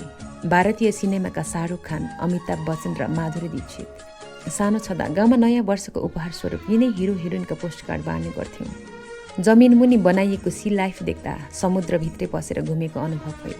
समुद्रमा पाइने जीवहरूलाई सिसाभित्र सजाइएको, समुद्रमै पाइने कुराहरू राखिएको, समुद्रकै नमुना बनाएर राखेका रङ्गीचङ्गी माछा तथा जीवहरू सुन्दर देखिए पनि मलाई भने साह्रै सकस लाग्यो। समुद्र जस्तै देखिने सिसाको परिधिभित्र कैद भएको थाहा नभएर समुद्र हो भन्ने भ्रममा खुलेआम वरपर गर्दा सिसाको भित्तामा ठोक्किँदा हुन्। मेरो वरपर पनि त यस्तै पारदर्शी सिसाका पर्खालहरू छन् जहाँबाट म देख्न सक्छु तर पार गर्न सक्दिनँ। मलाई लन्डनमा सबैभन्दा धेरै अनौठो र हेरिरहँ लागेका चाहिँ लन्डन टावर ब्रिज थियो। मलाई सुरुमा पुल कुनै आकर्षक हुन्छ भन्ने लागेको थिएन।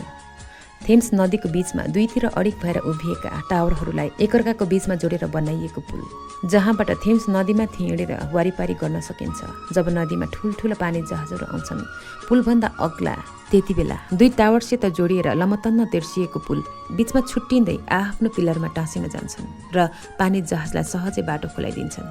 जहाज छिरिसकेपछि फेरि अघिकै स्थानमा जोडिन्छन्। मानौ त्यो दुईवटा टावरहरूका एक-एकवटा हातहरू हुन् जो सधैँ एकअर्काको साथ रहन चाहन्छन्, एकअर्काको हात समाएर बस्छन्, मान्छेहरूलाई वारिपारी गर्न मद्दत गर्छन्। जब उनीहरूको हातभन्दा अलग जहाजहरू आउँछन्, आफ्नो हात छुटाएर बाटो दिन्छन्। पुनः जोडिने विश्वासका साथ कति मिठो सम्बन्ध ती खम्बाहरूको, जो चाहेको बेला छुट्टिन्छन् अनि जोडिन्छन्। कति लोभलाग्दो सम्बन्ध, एकैछिन छुटिएर फेरि जोडिन पाउँछन्।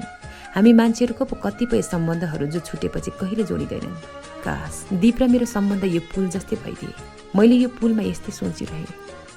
जनवरीको तेस्रो हप्ता साँझको खाना खानै लाग्दा सेताममा हिउँ पर्न थाल्यो। प्रेमा र म उसको घरमा सँगै थियौँ। खाना बनाएर खाने तर्खर गर्दा गर्दै हिउँ खस्न सुरु गरेपछि हामी उतैतिर अल्मलिन थाल्यौँ। एकछिन झ्यालबाट हेरिरह्यौँ। प्रेमा अघिल्लो साल नै हिउँसँग राम्ररी परिचित भइसकेकी थिइन्। उनलाई हिउँ एकदमै मनपर्छ। अझ हिउँसँग मन लाग्दै खेल्न मन पराउँछिन्। मलाई भने हिउँसँग नजिक हुन मन लागेन। घरभित्र तातो हिटरले तापमा बसे पनि झ्यालबाट देखिएको हिउँको दृश्यले भित्र शरीर कठ्याङ्ग्रिएको थियो। केही छिनपछि हामीले ढोकाको सँगरबाट हिउँको रमिता हेर्न थाल्यौँ। हिउँको थुप्रोले सबै जमिन छोपिसकेको थियो। घर बाहिर पार्किङ गरेका गाडीहरूमाथि हिउँ जमिएको थियो। मान्छेहरू हिउँसँगै खेल्न थाले।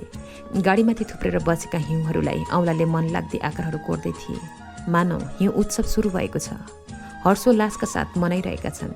कठ्याङ्ग्रिने जाडोमा बरफसँग खेल्नु सहज पक्कै थिएन, तर मान्छेहरू रमाएर खेलिरहेका थिए। सबैभन्दा ठुलो कुरा रहर न रहेछ। कोही कोही त मन लाग्दै आकारमा हिउँका मूर्तिहरू बनाउन व्यस्त थिए। मानौ त्यो गिलो माटो हो। कुशल मूर्तिकारहरूको प्रतिस्पर्धा चलिरहेको छ। उनीहरूले बनाएका यी मूर्तिहरू जीवन्त रहनेछन्। उनीहरू यसले आफ्नो मन परेको मान्छेलाई उपहार दिनेछन्। तिमीलाई हिउँ खेल्न मन पर्दैन? हिउँ र हिउँले खेल्ने मान्छेहरूलाई हेर्न व्यस्त मेरो ध्यानलाई प्रेमाले भङ्ग गरिन्। म मुस्कुराएँ मात्रै। मलाई त साह्रै मनपर्छ। हिउँ झर्न साथ खै कहाँबाट हो कहिले नचलेको जोस चलेर शरीर नै फुरुङ्ग हुन्छ। हिउँ देख्न साथ गएर लुटीपुटी नै मन लाग्छ। मलाई मनपर्ने रङ सेतो भएर होला। आजसम्म मैले हिउँभन्दा सेतो रङ अरू कुनै चिज देखेकी छैन। प्रेमाले हौसिँदै भनिन्। हामी उभिएकै ठाउँमा उछिटेर आएको हिउँलाई हल्का छोइन्। फेरि खिस्रिक्क हुँदै सानो स्वरले भनिन्, के गर्नु, यसपालि त खेल्नै मिलेन। 1 महिना पहिले लन्डन घुम्न जाँदा प्रेमाको बान्ताले जति चिन्तित भएका थियौँ, पछि चेक गर्दा दोब्बर खुसी हुने मौका मिल्यो। उनी आमा बन्नेवाला थिइन्। डाक्टरले चिसोबाट बच्न सल्लाह दिएको थियो। हिउँसँग मनोमानी गर्ने चाहना रमितैमा सीमित भएको थियो। हिउँ त आफ्नो सिजनमा परिहाल्छ नि। यसै वर्ष झरेर सकिने हो र? किन सानो मन गरे कि? नझर्न पनि सक्छ। भविष्य कसले देखेको छ? प्रेमाले उल्टै मलाई गिचे। मान्छेको भविष्य अनिश्चित छ। मान्छेले ढाँट्न सक्छ, बाचा गरेर पुरा नगर्न सक्छ, तर प्रकृतिले कहिले ढाँट्दैन। यति भन्दामा भावुक भइहाले। प्रेमाले बुझे जस्तो गरिन्। अर्को तर्क गरिनन्। बरु बिस्तारै आफ्नो पेटलाई सुमसुम्याइन् र एकटकले बाहिर हिउँतिर हेर्न थालिन्। प्रेमाको पेट देखेर पो झसङ्ग भए। सूर्य र अमृत दाईहरू जङ्गलमा एक्सर्साइजमा गएको 1 हप्ता भएको थियो।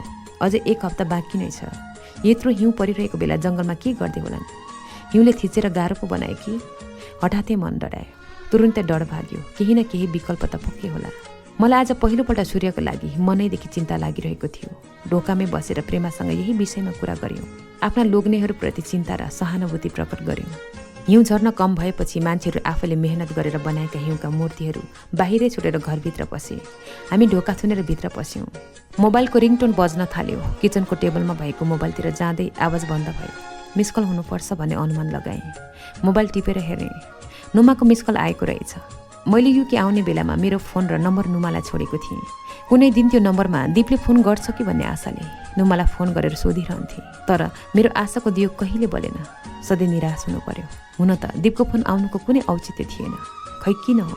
मुटुमा कतै अल्झिएको त्यो सानो आशाको झिल्कोलाई निभाउन भने सक्दिन थिएँ। दीपले फोन गरिहाल्यो भने मलाई मिसकल गर्नु, म यताबाट आफै फोन गर्छु, मैले नुमालाई भनेकी थिएँ। नुमाको मिसकल आउने मौका कहिले मिलेन। बरु बार मैले नै फोन गरेर सोधिरहेँ।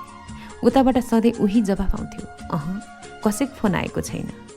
नुमाको मिसकल देखेर झट्का लाग्यो। मुटुको गति बढेर छिट्टो छिट्टो ढुकढुक गर्न थालिहाल्यो।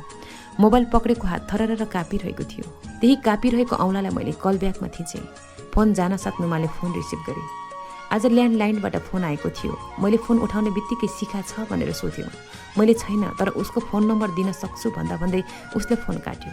उसको नाम सोध्नै पाइनँ। मैले यताबाट धेरै पटक कल ब्याक गरेँ, तर त्यो नम्बरमा फोन नै उठेन। अहिले त त्यो नम्बरमा फोन गर्दा मिलेन भन्छ। मैले केही सोध्नै नपाउँदै नुमाले एकै सासमा सारा वृत्तान्त सुनाए। मुखबाट केही शब्द निस्केन। धड्कनको गति झन् तेज हुन थाल्यो। कापिरहेका औँलाले मैले फोन काटिदिएँ। हेलो, सुन्दैछस्? नुमा भन्दै थिए। मेरो टाउको रिनिन्न भएर आयो। बान्ताने औला जस्तो आँखाहरू तिरमिर भए। बसेको कुर्सीबाट उठ्न खोजेँ। रिङकटा चलेर त्यहीँ ढल्छु जस्तो लाग्यो। म फेरि कुर्सीमा थचक्क बसेँ। दिमाग शून्य शून्य एकदम शून्य भयो।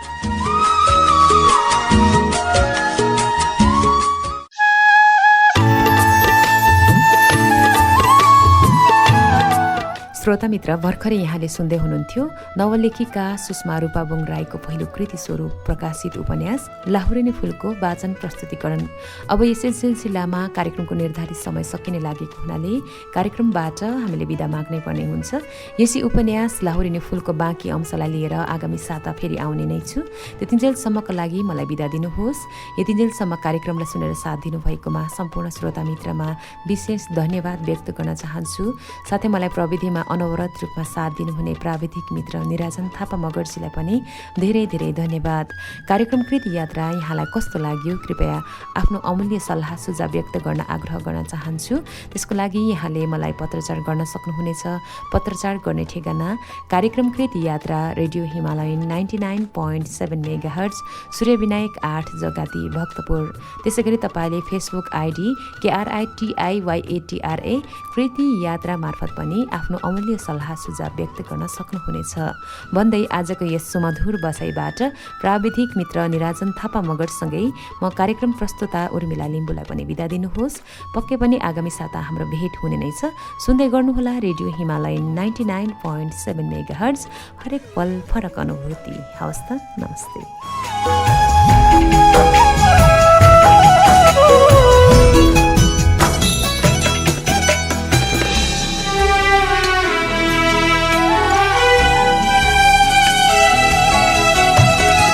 माया एउटा सँग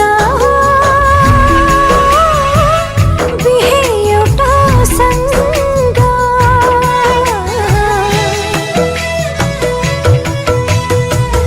माया एउटा सँग बिहे एउटा सँग, यस्तै रहेछ भाग्य लेख्ने नियम एउटा सँग।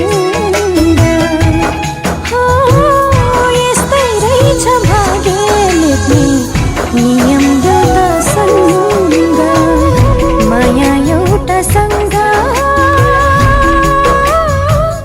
बिहे एउटा सँग।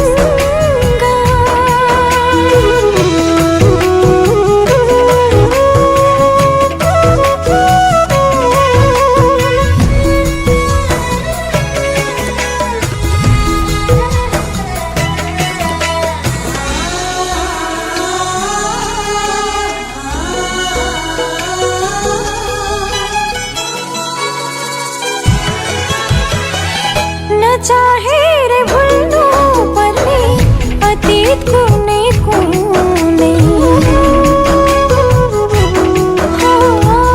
नचाहे रे भुल्नु पर्ने अतीत कुनै कुनै, बन्धन गाँसो जुन चाहिँसँग पर्ने उसको हुँदै, सम्झिएर बाँच्नु पर्ने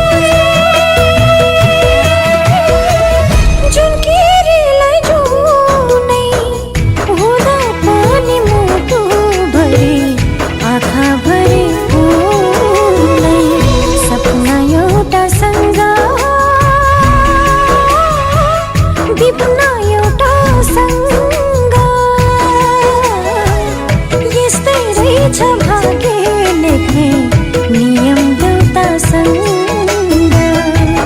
हो यस्तै रहेछ भाग्य लेख्ने नियम एउटा सँग, माया एउटा सँग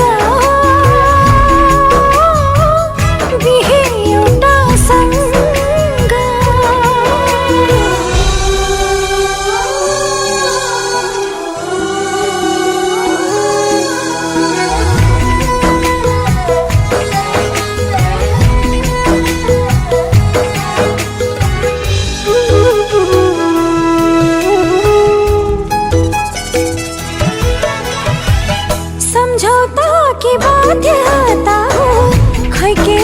जीवन